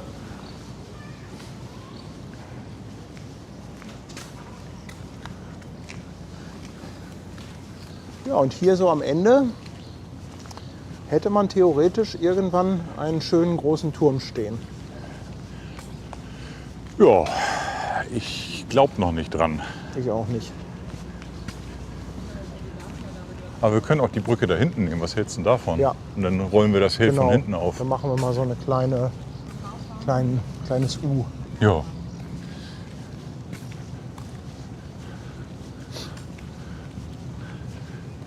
Ja, aber hier offensichtlich auch mit Flugschutz, ne? Ja, Kannst du vorschieben und dann ja, ist safe. brauchst du hier auch. Ja, also wenn das mal so richtig losgeht, dann freust du dich, wenn du so ein Tor davor packen kannst. Oh, wie geil. Hier ist ein Hotel mit einem Schiff. Ja, Piratenschiff. und die Küche, das Restaurant heißt auch noch Kombüse. Also ist doch geil. Kaffeebar Hafenblick. Ach, guck mal, da, den Laden gibt es noch. Ich sehe gerade das Schild. Aha. Ja, dann wollen wir mal gucken. Haben die sich immerhin mal gehalten. Nee, Schlüsselanhänger zum Verstecken habe ich nicht mit. Aber wir hatten in letzter Zeit, oder die letzten Schlüsselanhänger, da hat man auch nie was von gehört. Also irgendwer kam da, hat die eingesackt und dann nicht mal irgendwie ein Foto geschickt oder so. Das ist ein bisschen schade, ne? Fand ich dann auch ein bisschen schade. Das schmälert dann auch so ein bisschen die Motivation, welche zu verstecken. Man hat so das Gefühl, gucken den Stream, rennen da hin, nehmen das Ding mit und... Ja. Ja, mal eben kurz die Hand heben und sagen, habe ich. Ja, Wäre natürlich cool, ne? Aber ich habe auch heute keine mit. So, ich will mal schauen, ob die hier noch in der Auslage diese Container haben. Ach ja, guck mal, einer steht hier.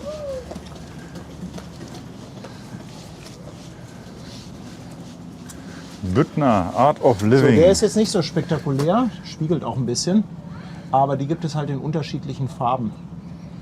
Kannst du halt als Beistelltisch, kannst du als Was kostet der Beistelltisch? 200 €. Ja, das, Und die haben auch coole Schiffsmodelle, die sind aber echt teuer. Müsst ihr mal schauen, Büttner heißt der Laden.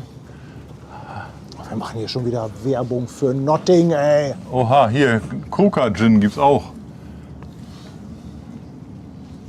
Hoho, Amuerte. Also cool aussehen tut er ja. Der Gin, ja. Ja. Könnt ihr ja mal auf der Webseite gucken. Also ich fand das auf jeden Fall ganz cool, was es da gab.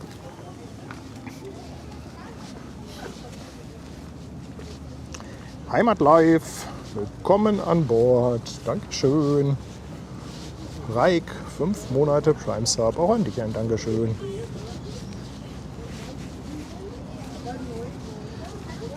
Ist da hinten nicht auch der Barkenpark?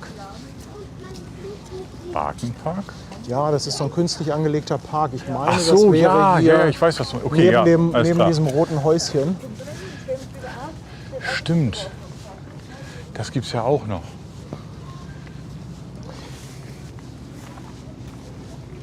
Also ich muss sagen, hier diese Ecke gefällt mir ganz gut. Hat doch was, oder? Also ich finde, die hat was, ja. Ich finde das auch sehr geil mit den alten Kränen hier. Also ganz ehrlich, Leute, ne? Wie viel Hafenromantik kann man denn bitte in seinem Wohndomizil haben? Also ich finde das super cool. Ja, und hier dann draußen sitzen, Kaffee. Ja. Also ist geil. Ich finde es nett. Finde ich richtig nett. Der Whiskyhase. Kleine Aufmerksamkeit für das Hamburg Hafen Live Team zum Mitfeiern für alle, die heute Hochzeitstag haben. Hast du Hochzeitstag, Digga? Herzlichen Dann mal Glückwunsch. herzlichen Glückwunsch. Danke für die 20 €. Also Tanja Ja, dann und ich feier haben mal heute schön. keinen Hochzeitstag. Nee, ich heute auch nicht mit Kirsten. Wir hatten Aber schon. wir können ja mal fragen. Hat noch jemand Hochzeitstag? Wobei es gibt ja auch Menschen, die sind heute vielleicht glücklich geschieden worden. Also auch dazu herzlichen Glückwunsch. Scheidungstag.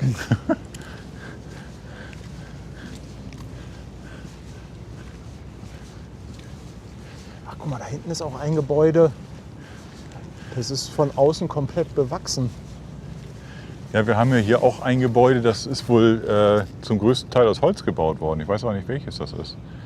Das müsste auch da hinten, da wo die Kräne stehen, da irgendwo müsste das sein. Okay.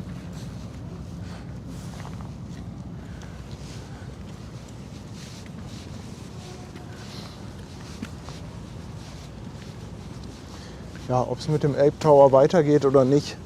Ja, die haben ja auch ein bisschen Probleme mit ihrer Bodenverdichtung da, ne? Ja, ob es weitergeht oder nicht, Ja, das werdet sehen ihr Sie. sehen, wenn das Licht angeht.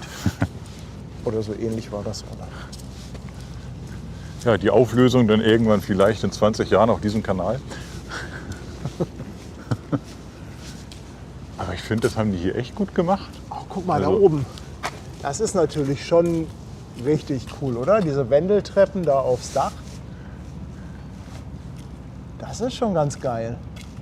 Absolut.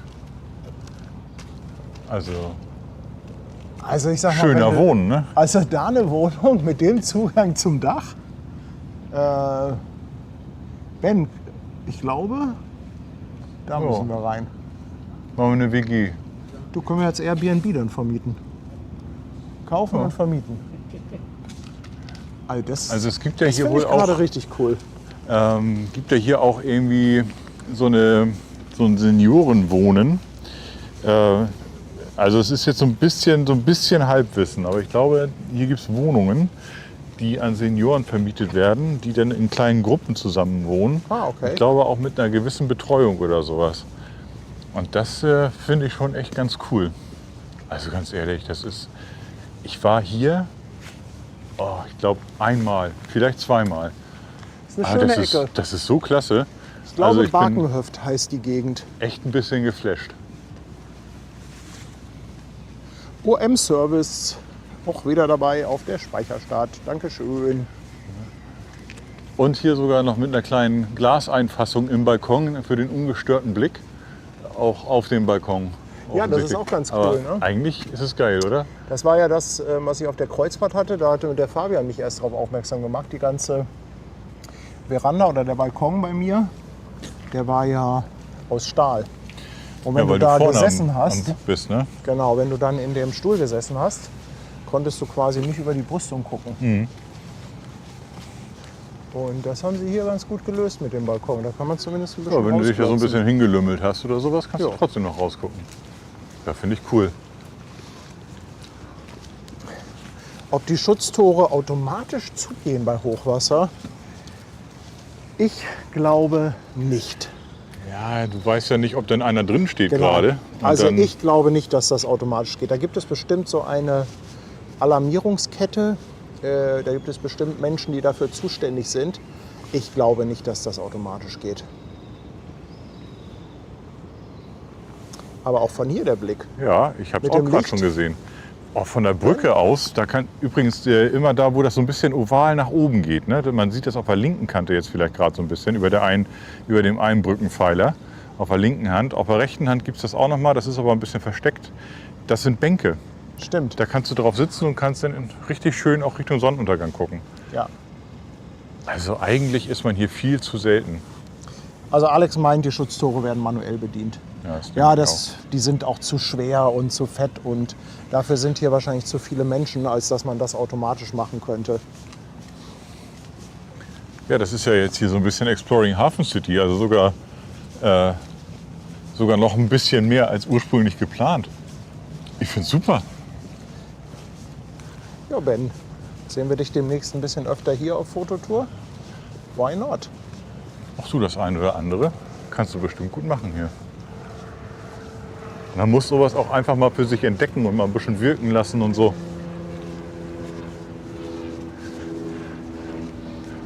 Und wenn wir hier jetzt hochgehen, dann würden wir, glaube ich, den Hamburger Großmarkt sehen. Genau. Also da sind dann ganz viele Gleise, Zufahrt zum Hauptbahnhof und dahinter dann Großmarkt.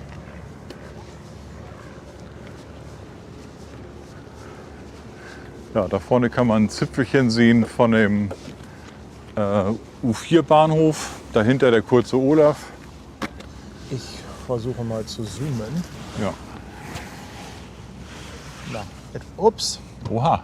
die Kamera ist heute ein bisschen zickig. Da sieht man noch so ein bisschen dieses geschwungene Dach vom U-Bahnhof. Und wenn ich hier mal rechts rüber gehe, hier sieht man, da ist noch so ein kleiner Aussichtspunkt. Das ist hier in dem Barkenpark. Ja, da kann man hochgehen. Das ist alles hier künstlich angelegt, diese ganze Grünfläche hier.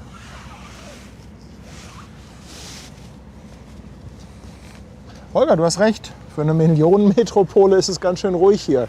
Das ist halt ja Hafen City, ne? Wobei die ja schon belebt ist, aber hier hinten. Ja, aber hier Ist hier sind schon viele Wohnungen. Ich denke, jetzt ist es natürlich auch so ein bisschen dem Wetter und Sonntagabend geschuldet vielleicht. Wobei im Sommer, Sonntagabend, könnte ich mir schon vorstellen, dass hier ein bisschen was los ist. Ja, hier Spielplatz, ne, mit Kindern und so. Ja, eine schöne Ecke für Lottogewinner oder Erbenkai. Wobei man ja immer wieder hört, dass wohl halt auch hier es gibt auch einige Projekte gibt mit, ich weiß gar nicht, ob das Sozialwohnungen sind, aber zumindest gibt es gewisse Auflagen für einige Projekte, wo die Wohnungen dann günstiger sein sollen. Was auch immer günstiger jetzt heißen mag. Guck mal, Ben, das ist natürlich eine geile Perspektive auf das Elbphilharmoniedach, oder? Findest du nicht? Hab's auch schon gesehen gerade, ja.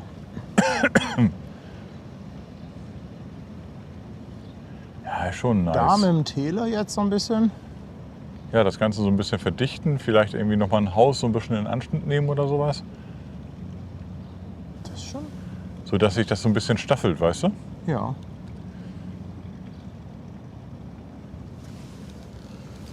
Schon eine coole Ecke. Ein echtes Highlight hier für die Hafen City. Ja, ich glaube, den Park nehmen wir jetzt nicht komplett mit, oder?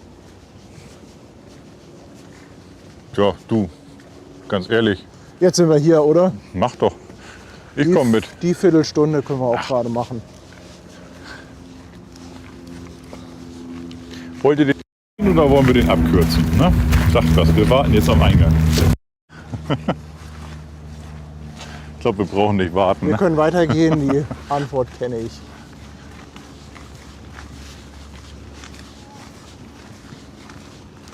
Frankie, 2,49 Pauschale für den Mehrkilometer.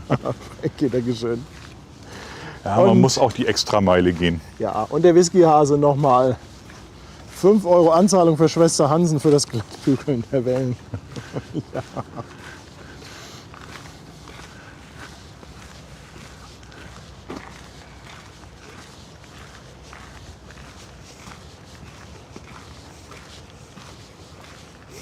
Ja, wenn ich mit Blasen gelaufen habe, wie gut, dass wir eine Schwester Hansen haben. Ne? Ja, die sticht dir die Blasen auf. Ach, herrlich, ein Träumchen. Mirko fragt, wann die Europa ablegt. Ja, Mirko. Eine halbe Stunde vor Streamstart. Die hat uns heute etwas verladen. Die ist schon um, weiß ich nicht, so Viertel nach 6, 20 Ja. nach 6 statt um 7 War rausgegangen. ein bisschen kamerascheu, die wollte nicht. Ich hoffe, das ist jetzt nicht so schlimm. Wir haben so viele Schiffe gehabt in letzter Zeit.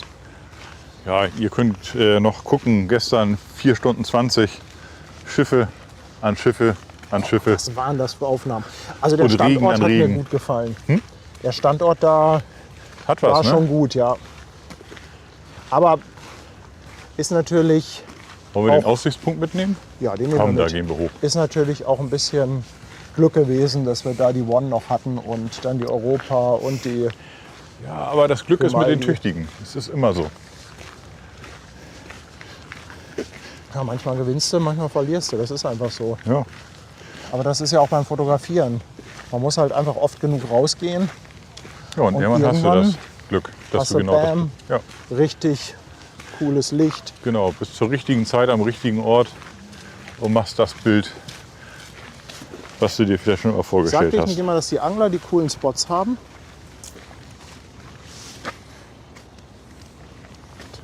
Oh, da steht er mitten in der Packung, ne? Ja, das ist cool. Aber wir gehen jetzt mal nach oben. Ja. Ja, wie kommt man denn da runter? Wahrscheinlich auch nur mit Ja, über ein die Wiese bisschen. klettern. Bisschen kreativ werden, ne? Wahrscheinlich. Ja. Ist aber auch ein gezeitenabhängiger Spot, glaube ich. Ja. Wollen wir fragen, ob er schon gefangen hat? Aber wenn ich da jetzt rüber brüll, dann Nö, ist das Mikro taub, ne? dann fallen wir jetzt hier auf. Unangenehm. Wir wollen noch Mal nicht wieder. auffallen. Ja, hier, ne? Darfst du nicht den Hang, bitte, ne? Vorsicht, Ja, Sturzgefahr also nicht. bitte nicht hier hochklettern. Ja, Aber ja das immerhin, ist wichtig wegen der Hanghühner, ne? Das ist, die stehen unter Artenschutz, da darfst du denen das Refugium auch nicht streitig machen. ja, du weißt, wie man Hanghuhn fängt, oder? Ja, das weiß ich. Ja, erzähl. Ne? Also ein Hanghuhn hat ja ein kurzes, ein langes Bein und deswegen musst du dich auf die andere Seite, also an dem Hang abseits stellen, musst du rufen, Hanghuhn, Hanghuhn. Das Hanghuhn dreht sich um, verliert das Gleichgewicht und stürzt nach unten. Ne? Ja, Paddy, du, wer geht zuerst? Da waren sie wieder, unsere Stufen. Stufen. Ach komm, Attacke. Na komm.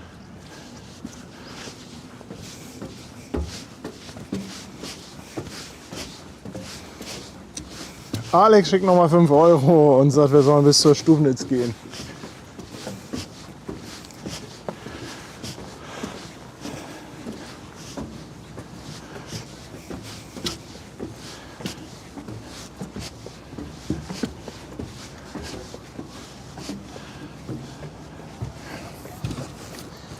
Irgendjemand hat hier Bäume hochgeschleppt und gepflanzt.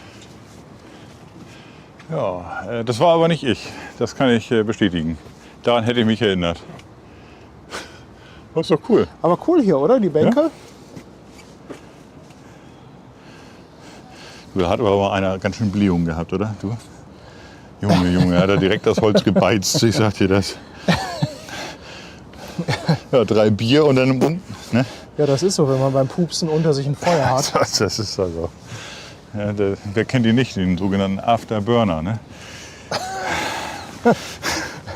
So das Niveau sinkt. Und auch hier Liebesschlösser. Ben, so schlimm ist das hier nicht, oder? Nee, Der Blick. also ich finde, das geht schlechter. Das Ganze mit dem richtigen Licht. Oh, guck mal, da hinten ist Jacobi zu sehen. Aber mal gucken, wann sie die Baulücke dann noch zumachen. Ne? Da wird ja sicherlich auch noch was passieren. Ja. Da hinten sieht man den Großmarkt so ein bisschen gerade durch. Hier so durch, genau. Das ist schon cool. Aber wie grün, ne? Und also schön. Echt schön. Also ich finde, das haben sie schön angelegt hier mit diesem Aussichtspunkt. Also wir unken ja ganz gerne mal über Hamburg, aber das haben sie gut gemacht. Ja, in der Tat. Wobei ich wollte dich da jetzt gar nicht so mit vereinnahmen. Also ich unke ganz gerne über Hamburg. Du, ich glaube, Aber man muss vieles also, mit einem Augenzwinkern sehen. definitiv. Sag mal, haben die da auch noch eine Rutsche oben auf dem Dach? Ist das irgendwie ein Kindergarten oder so? Also das wäre natürlich ein bisschen endgeil, ne?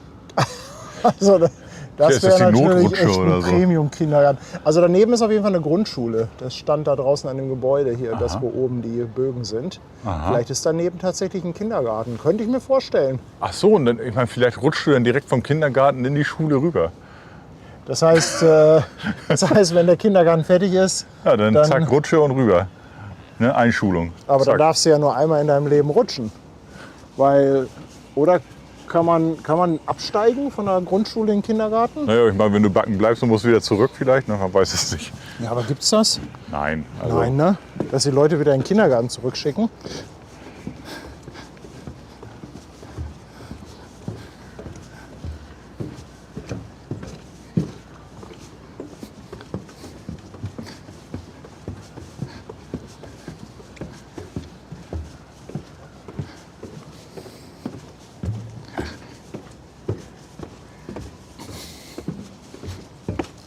Okay. Dann wollen wir hier zurückgehen. ja, hat Hier es so auch richtig, zwischendurch. hat es recht hier, ne? Barkenpark. Also.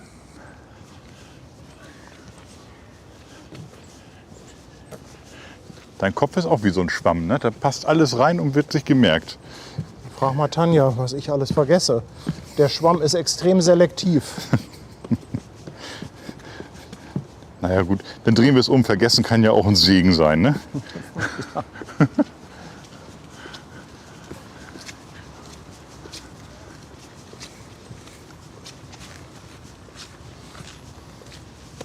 Brigitte, Dankeschön. 2 Euro. Und der Postbüttel schickt 5 Euro. Toll, dass wir mal wieder einen Walk in eine tourifreie Ecke machen. Also mir gefällt Ja, das auch sehr Mir gut. gefällt das auch gut. Ich finde die Walks sowieso sehr geil. Also Ja. ab und zu mal so ein bisschen Exploring Hamburg. Vor allem, Und wenn man selber was Neues entdeckt. super. Also das hat einen totalen Mehrwert gerade. Hier hast du eine schöne kleine Laufbahn, die ist auch weich. Ja, das ist so eine, wie nennt man das? Auf jeden Fall ist das hier so Das ist eine Gummibahn, ist das, ne? Oder sowas. Ja.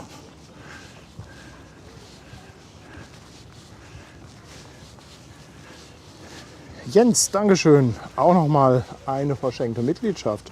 Dankeschön. Und Eva schickt wieder ein Dankeschön an die Mods.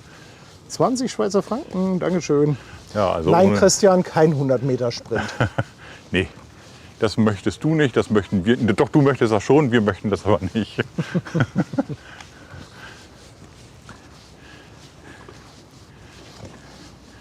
Aber guck mal hier.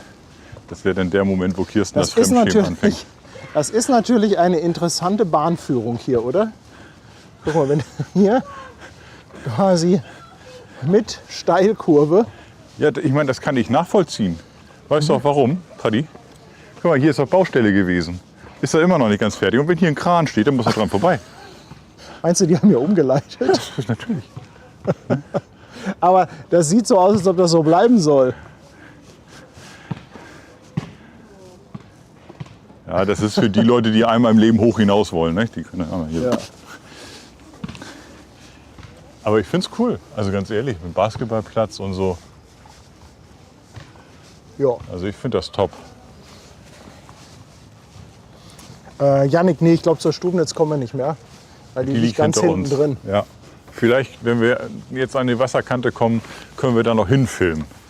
Wenn wir Glück haben. Aber was sind denn das hier für Pickel? Der Boden hat Beulenpest. Ja, du, wer weiß, vielleicht wurde es hier ein bisschen warm oder so. Also ich kenne das andersrum, da ist ein Ball drauf und oben eine Platte und dann muss das Gleichgewicht halten. Oder es ist zum Hinsetzen. Wer hat denn so kurze Beine? Das Na, sieht ja aus wie Kinder. so ein... Das Achso. ist für Kinder.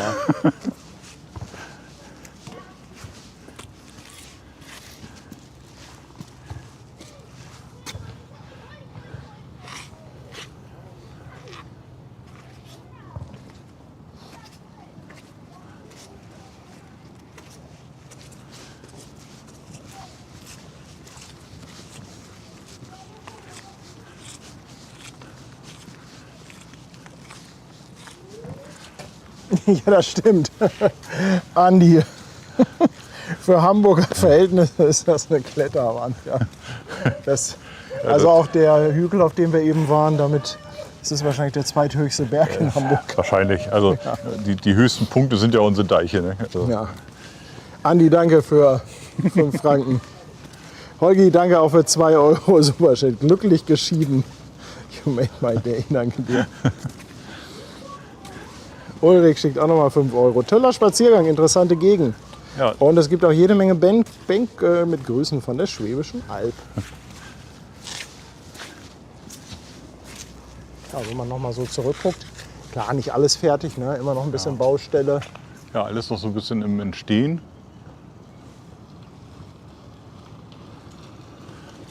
Aber immerhin schon mal spielende Kinder. Das ist ja, was Leben angeht, wenigstens etwas. Schon mal toll, ja.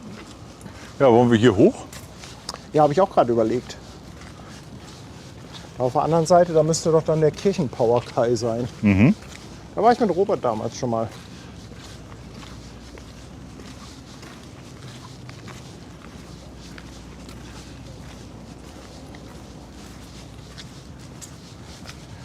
Dann wollen wir das kleine Revival mal begehen hier.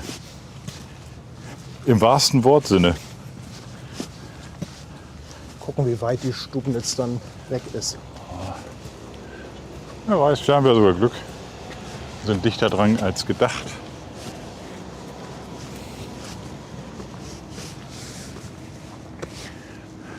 Aber in der Grundschule ist noch nicht viel los, du. Ja, zumindest steht unten noch ein fahrbarer Kran drin. So ein Steiger.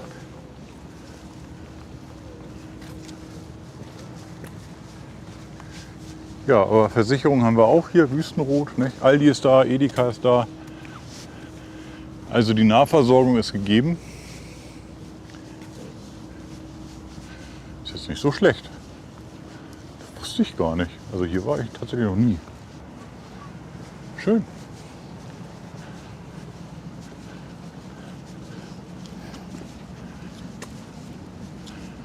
Also wenn wir da vorne gleich ans Wasser kommen, dann müsste die Stubnitz sein. Ich weiß nur nicht, wie weit weg.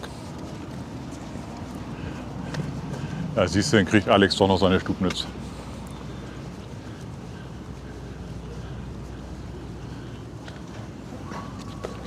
Oh, guck mal, hier wohnt sogar jemand. Schau an. Ja. Also alles tatsächlich auch schon bezogen. Cool. Aber es sieht auf den Balkonen nicht so aus, als ob das alles schon komplett vermietet ist. Oder die sind alle extrem ordentlich. Da gibt es wahrscheinlich, wenn du hier wohnst, für den Balkon auch eine Hausordnung. Aber guck dir das mal an. Packstation. Aber was für eine. Ja, ist aber auch echt schlau, ne? Also ich meine, ganz ehrlich, du hast ja auch als Zusteller keinen Bock auf solche Häuser. Also das finde ich mal gut. Also das kann ich echt verstehen. Ja, aber das ist top. Also ganz ehrlich, Paket unten reindonnern, wenn du nach Hause kommst, nimmst es mit, gehst nach oben, Feierabend. Super. Großes Kino.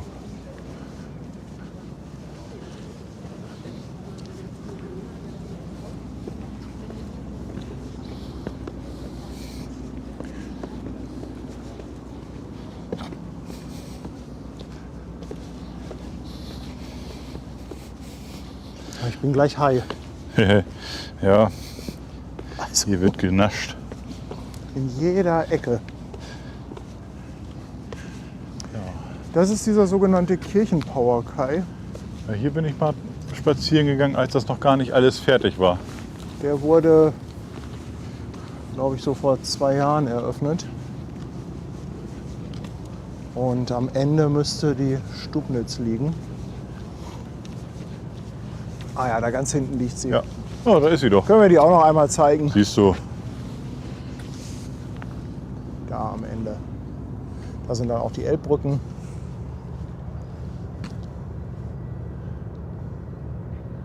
Ja, also im Prinzip kannst du die ganze Zeit von den Elbbrücken an hier schön zu Fuß an der Elbe lang bis zur Elbphilharmonie hochlaufen. Und hier soll überall dieser neue Stadtteil hin. Also da sieht man jetzt nichts, ne? Aber da hinten, da wurde schon ganz viel planiert. Das Ja, da war- ist der neue Stadtteil Grasbrook. Da war früher auch ein Schuppen mit einem Zolllager und so. Von der Hala, glaube ich.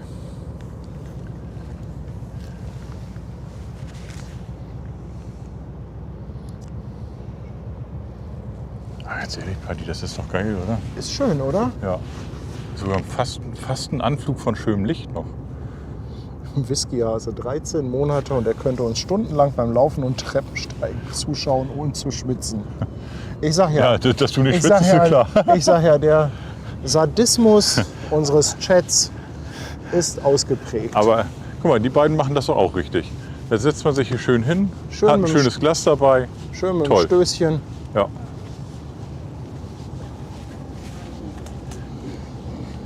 DL1 NFI. Entschuldigung. Darf 5 ich Sie Euro was fragen? Superchat, Dankeschön. Wohnen Hätten Sie Ben mal hier? Lust, einen Walk zu machen Tatsächlich über hier in dem Norddeich Areal? Radio. Wie wohnt sich das hier? Sehr gut. Sehr schön. Also es hat sich Ach, Ben quatscht jetzt erstmal die Top. an und holt sich ein Ja, Stößchen. großartig. wir sind vor 3 Jahren Hier. Ja. haben viel Baustelle miterlebt. Ja. Und jetzt genießen Sie den Vorteil, den Sie davon haben. Leben rein. Ja, Also, schön. es sind Familien da. Ja, großartig. Von Weihnachten. Ja, also ich feiere das gerade ein bisschen. Nee, Ja, das toll. Ist, empfehlenswert, absolut. Ja. Dann werden wir die Empfehlung gleich mal weiter aussprechen. Dann wird es hier ein bisschen voller. Genau. Nein. Schönen Abend noch. Tschüss. Ja, ihr habt es gehört. Es liebt sich hier sehr gut. Wohnen die hier? Ja. Das sieht auch echt. Also das sieht auch so nach meinem Style aus. Also das konnte ich mir jetzt nicht nehmen lassen. Da wollte ich einfach mal fragen, wenn Ja. du jemanden hast, der hier so sitzt. Hier war noch die Frage, ob du mal Lust hättest auf einen Walk über Norddeich Radio. Was ist das denn? Ist das nicht ein alter Radiosender? Aber da kann man doch dann keinen Walk drüber machen, oder? Also quasi so eine History-Folge. So History über. Okay. Also ich höre es auch zum ersten Mal. Gehört habe ich das schon mal. Ich meine, das war früher so ein Norddeich-Radio. Seemanns. Ja, da wurde halt viel. Ja, ich weiß es nicht. Keine Ahnung, müsste ich erst mal nachlesen. Küstenfunkstelle schreibt er, okay.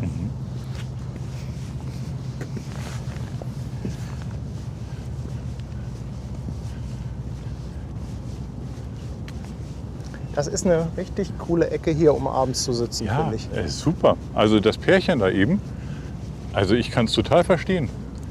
Beinchen dabei, Füße hoch, ein bisschen hier auf der Elbe kicken.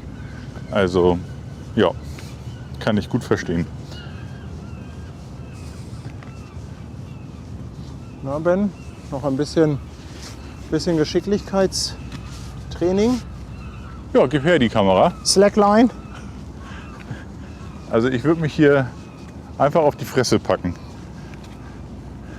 Aber du kriegst das hin. So. Nee, Da bin ich zu fett für. Das hat ja nichts mit Gewicht zu tun, sondern mit Gleichgewicht. Das hat doch was mit Gewicht zu Mit tun. Gewicht, ja, mit Gleichgewicht. Ja. So, soll ich dir das Tablet noch abnehmen? Wobei, das hat eh schon einen Sprung, ist auch egal. Tschüss. Warte, ich muss Abstand Ich halten. komme gar nicht hier hoch. Soll ich dir helfen? Hä? Komm hier, mein Junge. Komm, ich geb. Oh, guck dir das an.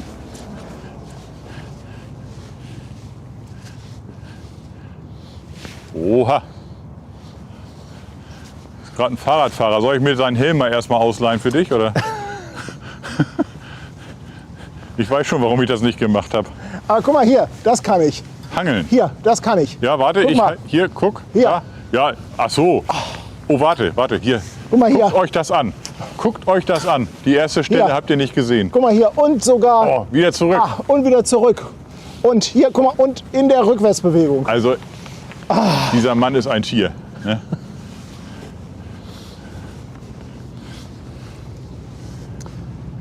Naja, wenn der Chat was zu lachen hat.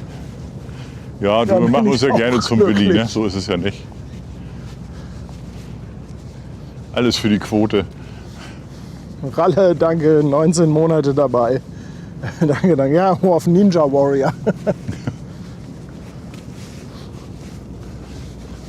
Oh, sag mal, Wir was kriegen kriegen wir Licht. denn jetzt hier Ja, ja. für eine Hatti, wenn du dich jetzt Lichtbombe? selber sehen könntest, ne? Du siehst richtig gut aus mit dem Licht. Ich sag dir das. Gut für meinen Tang. Also, perfekt. Philipp ist auch seit 20 Monaten dabei. Dankeschön.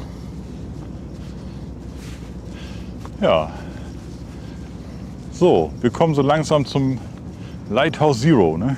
Genau. Und wir haben hier auch schon wieder das, was wir eben auch schon hatten. Angler. Ne, ich weiß nicht, worauf es hier jetzt so geht. Ne? Stör, Thunfisch.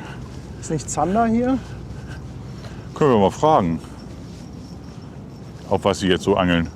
Aber ich glaube, die möchten vielleicht nicht gefilmt werden, für den Fall, dass sie keinen Angelschein haben oder so. Ich halt mal weg. Kann ja mal. Ja. Willst du das Gespräch führen? Du kennst dich mit Angeln aus? Nee, überhaupt nicht. Oh, macht ja nichts. Oh, guck mal, da hat er was. Ah, ja, aber das ist ein Gummifisch. Aal. Schon der dritte. Wir wollten gerade fragen, was ihr denn, was hier euer Beuteschema ist. Das ist doch auch nur ein größerer Regenwurm, oder? Ja, wir haben die Kamera weggehalten für den Fall, dass ihr keinen Achso, wir machen Angelschein einen habt oder so. Livestream hier, aber wir haben euch, es sei denn, ihr sagt, ist okay für euch. Alles gut. Ist gut? Hör mal, der geht doch wieder rein, oder? Ja, ab 45 musst du mitnehmen, ne, glaube ich. Halt mal fest, halt mal lang. Aber den lass ich wieder rein. Komm. Du hast recht. Nee, der ist gar nicht. Also, selbst mit Strecken Der geht wieder kommt er zurück. nicht auf die 45. Ne? Und hier ist noch so ein. Ab 45 muss man mitnehmen? Was steckt denn da für eine, was steckt denn dahinter jetzt? Naja, wenn sie zu klein sind, sollten sie ja noch wachsen. Genau. Und größere sorgen für Nachwuchs im Prinzip. Ne? Also du hast ein Fenster von 45 bis 75. Ah, okay. Nahmefenster für Hamburg. Ne? Und die nimmt man mit? Die muss man dann mitnehmen, genau. Ach, die muss man dann? Genau, die muss man dann mitnehmen. Okay. Interessant. Was es da alles gibt? Oder wo seid ihr? YouTube und Twitch, Hamburg Hafen Live nennt sich der Kanal. Ja, Twitch ist andere Generation, aber wir tun ja auch was für den Nachwuchs. Ach so, wie auch ich, hast du gesehen, ne? Ja, ja, genau.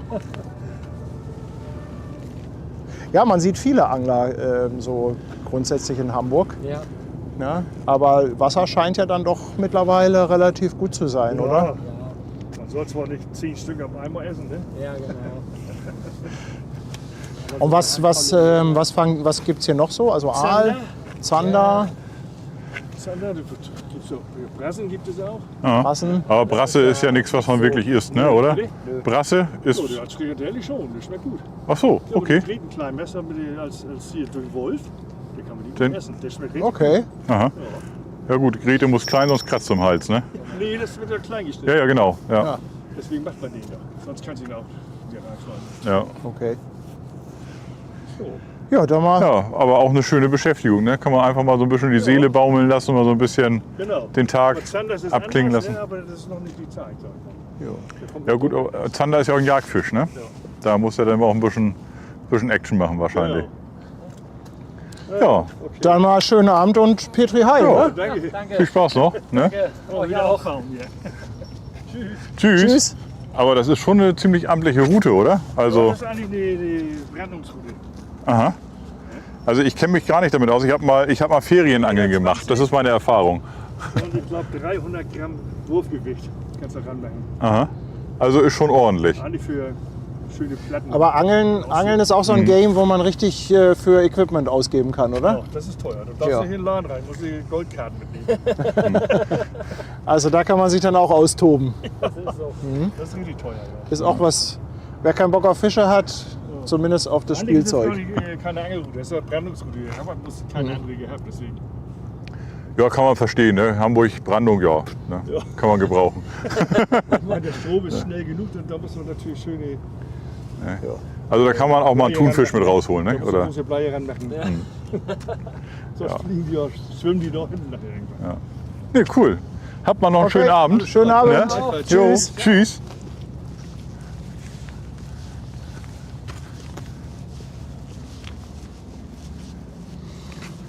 Ah, dieses Licht, ne? Cool. Also da könnten wir uns mit dem Angelschein dann giermäßig auch austoben. Aber Ja, darf man zu Hause. das geht nicht. Also da machen wir eher ein neues Fass auf. Das Problem ist bei mir ja auch immer, wenn Man spielt das zu Ende, ne? ich spiele das auf Hell-Level durch. Irony, Dankeschön. 5 € vom Grasbrook aus, wo gerade das rote Schiff liegt, habe ich vor Jahren die am provisorischen Terminal liegende Queen Mary fotografiert. Micha, Dankeschön. Ja, muss es ja auch so um 2006 rum gewesen sein. Genau, das wahrscheinlich, war. Ich weiß nicht, ob du am Anfang des Streams schon dabei warst. Wir hatten ja vorhin ein Bild am Überseeboulevard, da wo diese Ausstellung ist. Ne? Da war auch dieser schöne Aussichtsturm zu sehen. Den haben sie hierher versetzt. Ja, weiß nicht, gehen wir hier links? Nee, hier links gehen Nee, wir nicht. links Da ist ja das Tor. Also das ist ja hier quasi das alte Cruise Terminal Barkenhöft, was jetzt durch Hafen City nicht mehr in Betrieb ist. Da kommt man nicht drauf. Da kommst du nicht drauf auf das Gelände. Aber wir können jetzt einmal hier so links rumgehen. Und meiner Meinung nach ist im Gespräch, dass die Oper auf dieses Gelände soll, hier links. Aha.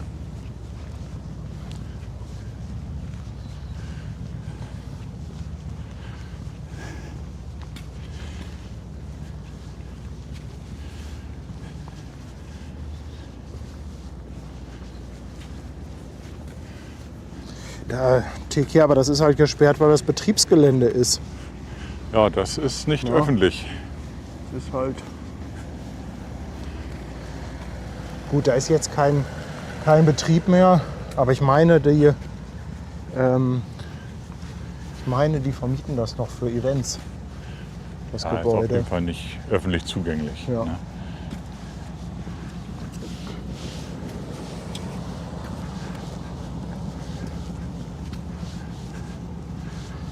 Die kleinen Sadisten wollen uns auf den Turm hochschicken. Ja, das war mir schon klar. Damit habe ich sowieso gerechnet, dass wir jetzt hier ums Eck gehen und da rauf müssen. Da. Willst du mich mal von oben filmen? Ich dich von oben, wie du da hochläufst? Oder? Nein, du gehst hoch und filmst mich, wie ich unten bin. Ach so. Meinst du das? Ja, das sieht bestimmt klasse aus. Und dann so der verträumte Blick nach oben, ne?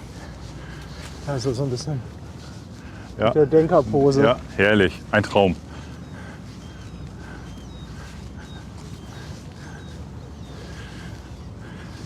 So, also wir werden da jetzt hochgeschickt. Da oben ist aber auch schon irgendeine Party im Gange. Ja, dann können wir da nicht hoch. Doch, das Guide. Hamburg wacht. Das Guide. Gibt es da sogar Müllschlucker oder was? Das ist ja Wahnsinn. Ach so, das ist einfach nur so ein Mülleimer. Das sah gerade so aus, als wenn das da eingebaut wäre. Ja, wir können ja mal. Ja. Dann mal los. Öffnungszeiten circa 8 bis 20 Uhr. Ja. Dann wollen wir da erstmal so ungefähr hoch. Oh, Paddy, du schicker Hintern. Ich habe leider dein Gesäß im Ja. Bild. Aber hier steht man doch auch schon hoch genug, oder? Also auf jeden Fall, also Top-Ausblick, Leute. Ne? Da unten auch Angler. Also für den Fall, Also- dass ihr es noch nicht gesehen habt, da hinten ist das Westfield. Der Turm hat leider jetzt geschlossen, ne? Der hat geschlossen? Ja, ich mache jetzt den Turm zu. Oh, das ist aber schade. Ja, zum Glück. Das ist einfach so. Alles gut. Ja, ja. Zum Glück, da müssen wir nicht mehr hochlatschen. Dann kommen wir doch einfach mit. Ach, das ist ja krass, dass so ein Turm Öffnungszeiten hat. Macht ihr da eine Kette da unten vor, oder?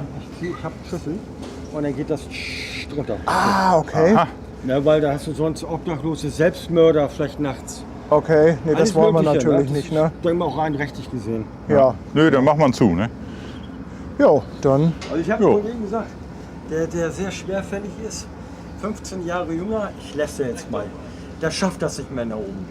Dann ruft er von unten, ist da noch jemand? Und dann hat er zweimal gesagt, weil das Ding ist zu, er wurde zweimal die Feuerwehr angerufen. Haben sie dann die Leute befreit. Ja, wieso legen die nicht da oben einen Tampen hin, dass man sie abseilen kann? Ja, oder man kann ja runterspringen, ne? Ja, man könnte ja unten einfach so eine Matte hinlegen. Ja, so viele Menschen, ja, wenn da ein paar draufgehen, das spielt keine Rolle.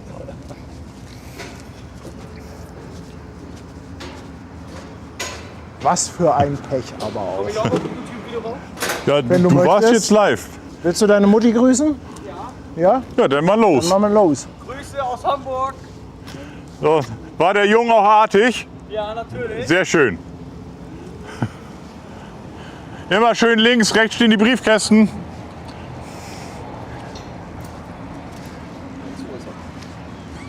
Zu ist er. Jo, tatsächlich. Also das hier finde ich im Moment richtig schön und würde ich sehr schade finden, wenn es abgerissen wird, weil das ist halt hier noch so ein altes Gelände. Klar, diese Halle hier ist natürlich auch ein Sahnegrundstück. Also aus wirtschaftlicher Sicht ist es natürlich eine Totalverschwendung. Ja. Aber ich finde, das hat jetzt richtig Flair, wo wir hier lang gehen. Ich glaube, wir müssen hier runter, wenn wir eine normale Treppe nehmen wollen.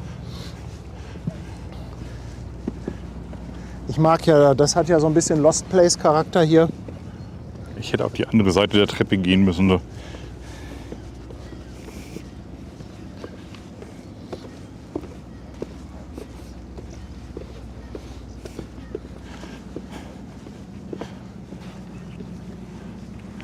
Also guckt es euch noch einmal an.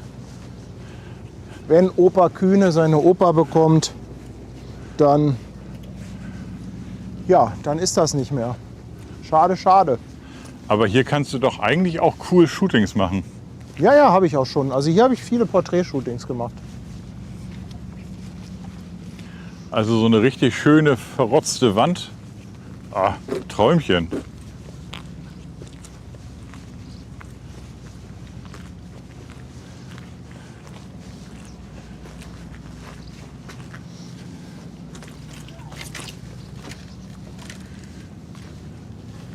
Kann man was entdecken? Nee, ja, ist halt alles kaputt, alt. Alte Halle. Ja, was auch immer da mal drin war, auf jeden Fall war es gefliest, ne? Das war wahrscheinlich der Duschraum hier.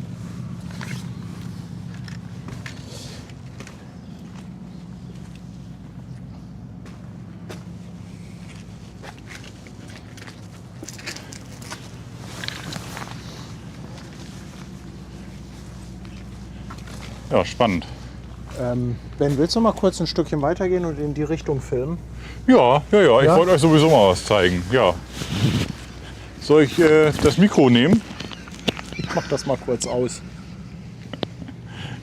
Ja, hier Hamburg hat ganz viele Wasserfälle. Ist doch ein Traum, oder? Also eigentlich, wenn man so ein bisschen Bock drauf hat auf Porträt und so, bietet sich das an. Schön Abendsonne, nett. Kann man hier bestimmt was machen.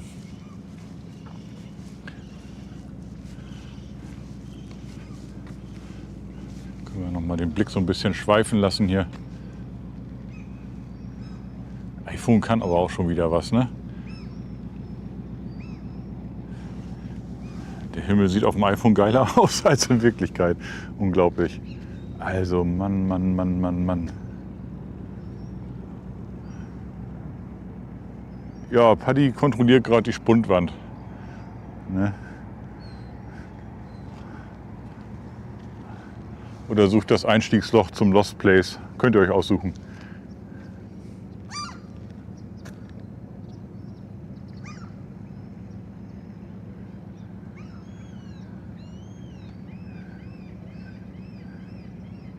Ja, Hände waschen nicht vergessen. Genau.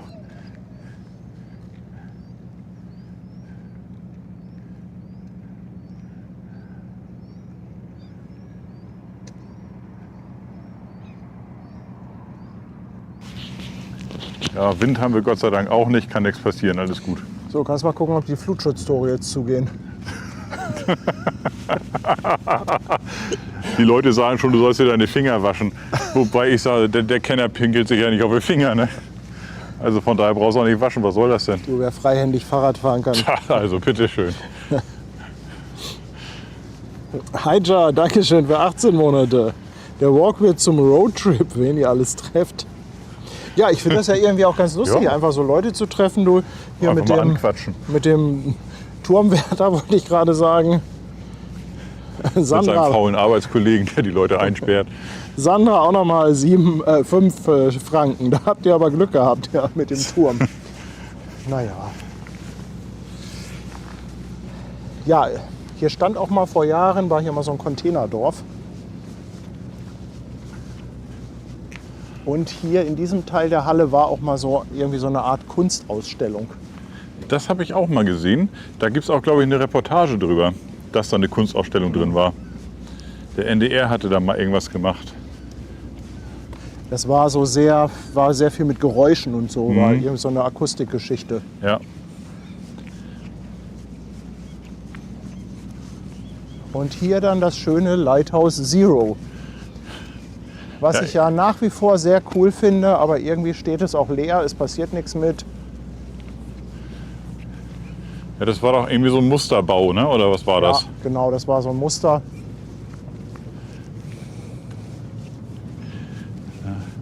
Und für alle Leute, die so einen leichten Spiegelfetisch haben, ne? Guck mal, wir haben hier also eine riesen Spiegelfläche. Ja, also pfützenmäßig kannst du dich hier richtig austoben. Ja, da kriegen wir gleich noch eine schöne Spiegelung. Soll ich die Kamera mal wieder nehmen? Willst du gerne? Ja. Dann mach wieder.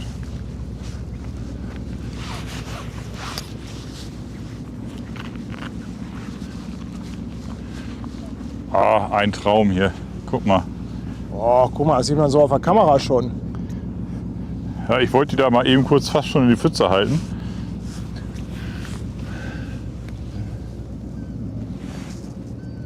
Na, wer wollte seine Kamera heute nicht mitnehmen? Ja, ich war das.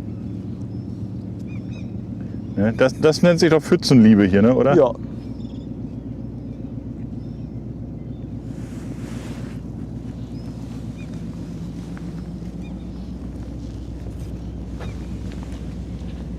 Also das ist schon von der Spiegelung her echt ganz lecker. Nicer Scheiß, ne? Ja, vor allem mal keine Wellen im Wasser. Das kann man auch in die andere Richtung machen. Da hat man das Lighthouse Zero. Ne? Ich habe heute die ganze Zeit Lighthouse One gesagt, war falsch. Ich wurde dann auch korrigiert.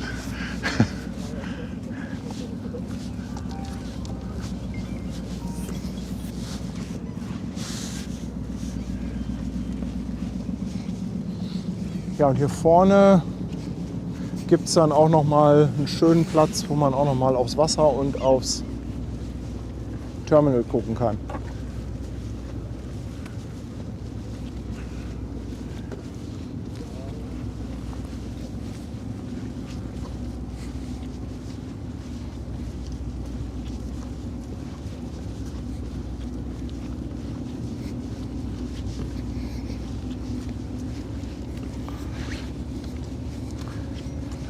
Also hier kann man auch sogar so ein bisschen durch die Büsche.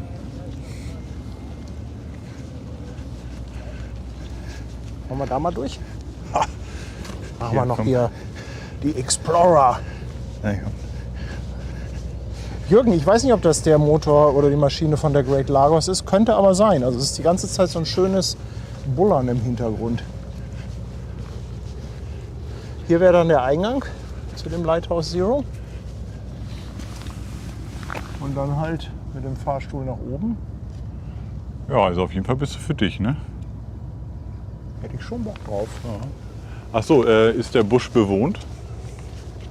Das ist eine gute Frage, werden wir jetzt sehen. Eine Klingel habe ich nicht gesehen.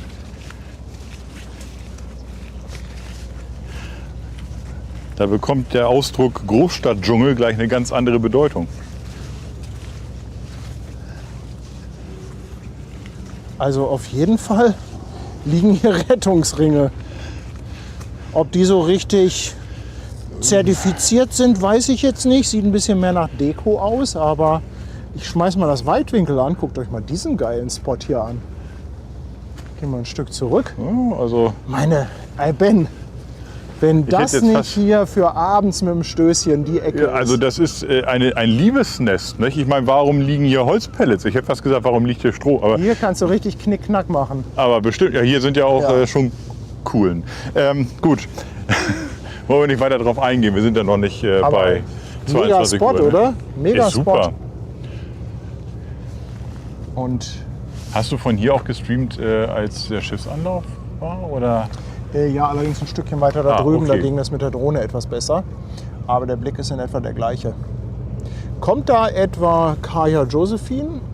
Also auf jeden Fall ist es eins von diesen Schiffen, ne? Das ist Kaya. Genau, warum liegt hier eigentlich Stroh?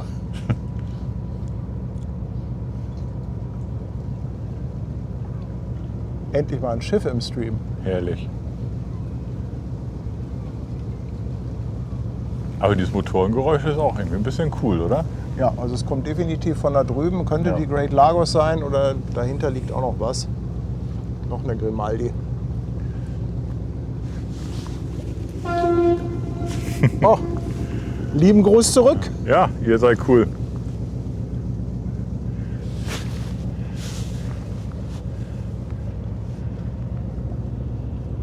Guckst du mal.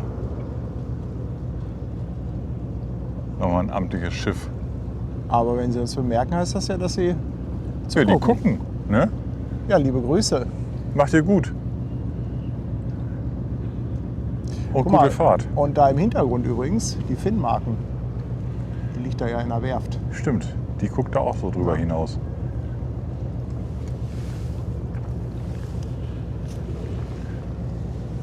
Also Leute, wenn das nicht hier ein schönes Ausflugsziel ist.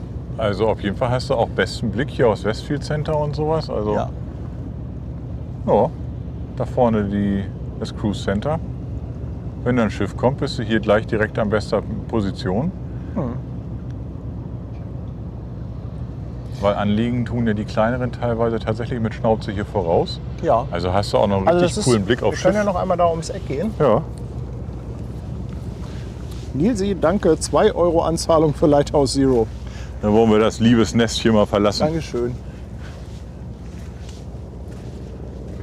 Barkenhafen Insights.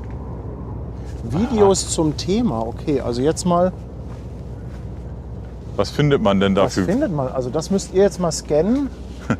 Wichtiger Verein, unten rechts.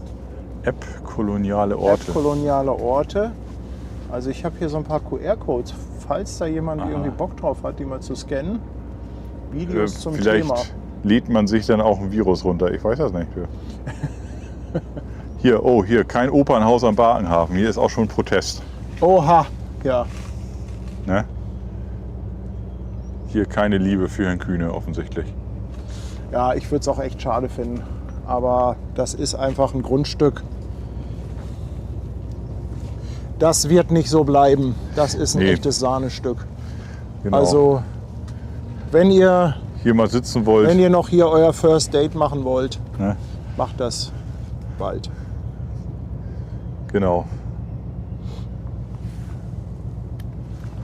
Lass noch einmal gerne da um die Ecke gehen. Ja, Von da kann man nämlich sehr schön auch fotografieren und da hat man auch mit der Drohne keine Hindernisse.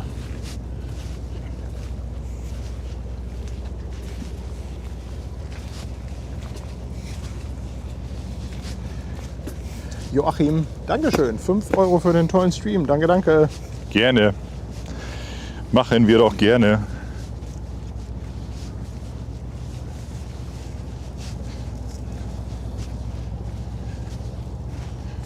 Guck mal, hier ein paar Blümchen, du auch schön. Ne?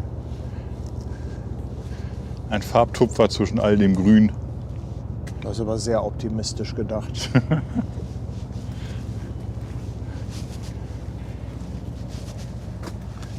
In Gelb gibt es die auch noch mal.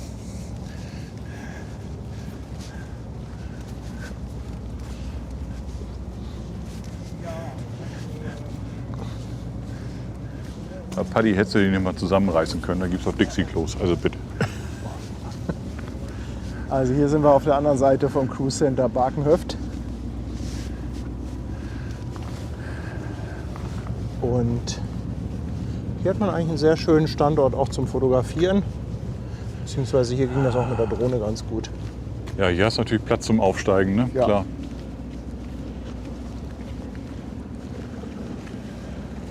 Aber guck mal, das ist ja sogar offensichtlich eine Niederlassung vom Bund. Da ist der Bundesadler drauf. Das wird Zoll sein, oder? Davon ist auszugehen.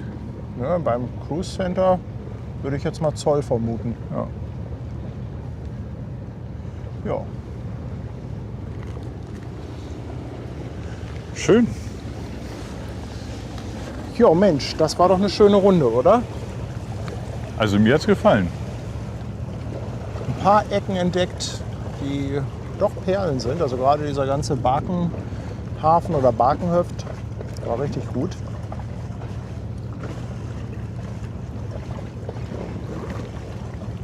Wir sind fast wieder da, wo wir losgegangen sind. Da vorne ist das Westfield, aber wir müssen leider wieder einen Bogen zurückgehen. Ja, wir haben noch Ja, ein paar Meter Rückweg. genau. Aber schön war's. Absolut. Ne? Gut, ihr Lieben. Wir können sogar die Kamera abstellen, wenn du willst. Oh, sollen wir das mal machen? Dann kann ich ja hier auch meine Technik zum Ausschalten des Streams mal richtig bedienen. Oh. So. Nee. Ja. So. Na, siehst Nee, du wohl. ach so, oh, kommen Sie andere näher, Richtung. kommen Sie Okay. ran. Ja, hat mir gut gefallen. Ja, war top. Ich hoffe, euch auch. Ne? War doch eine schöne Runde. Sonntagabend. Abendspaziergang. Wetter hat Super. mitgespielt, also was willst du mehr? Ja, und sogar noch ein bisschen Licht gekriegt. Ne? Ja. Also, Und mal wieder warum eine nicht? Ecke gezeigt, die vielleicht nicht jeder kennt. Also gerade so der hintere Teil der Hafen City, Barkenhöft, ja, und auch hier. Also ich finde, das muss man sich halt auch jetzt, gerade so hier diesen Bereich, ne, also wer Bock hat auf Fotografieren, man kommt hier relativ gut hin. Also gerade auch, wenn man jetzt sagt, ein Schiff kommt, Schiffsanlauf, gerade so morgens früh, ja, Ja. wer da aus dem Bett kommt dann schon. Also das ist echt eine mega Ecke. Definitiv. Und es ist halt mal auch so eine B-Seite von Hamburg. Ne? Nicht so immer so, nicht so die prominenten, ganz tollen, sauberen, schicken Orte, sondern so das, auch was im Entstehen ist. Wobei ich will jetzt nicht sagen, dass das nicht schick ist, aber das war super. Aber halt auch hier, wo das noch so ein bisschen alt ist, und, ne? Ist doch super, ist klasse. Macht Spaß. Ja, Vielen Dank, dass ihr dabei wart. Vielen, vielen Dank für eure Unterstützung, sowohl im Chat als auch für den Kanal auf Twitch und auf YouTube. Ganz, ganz dickes Dankeschön.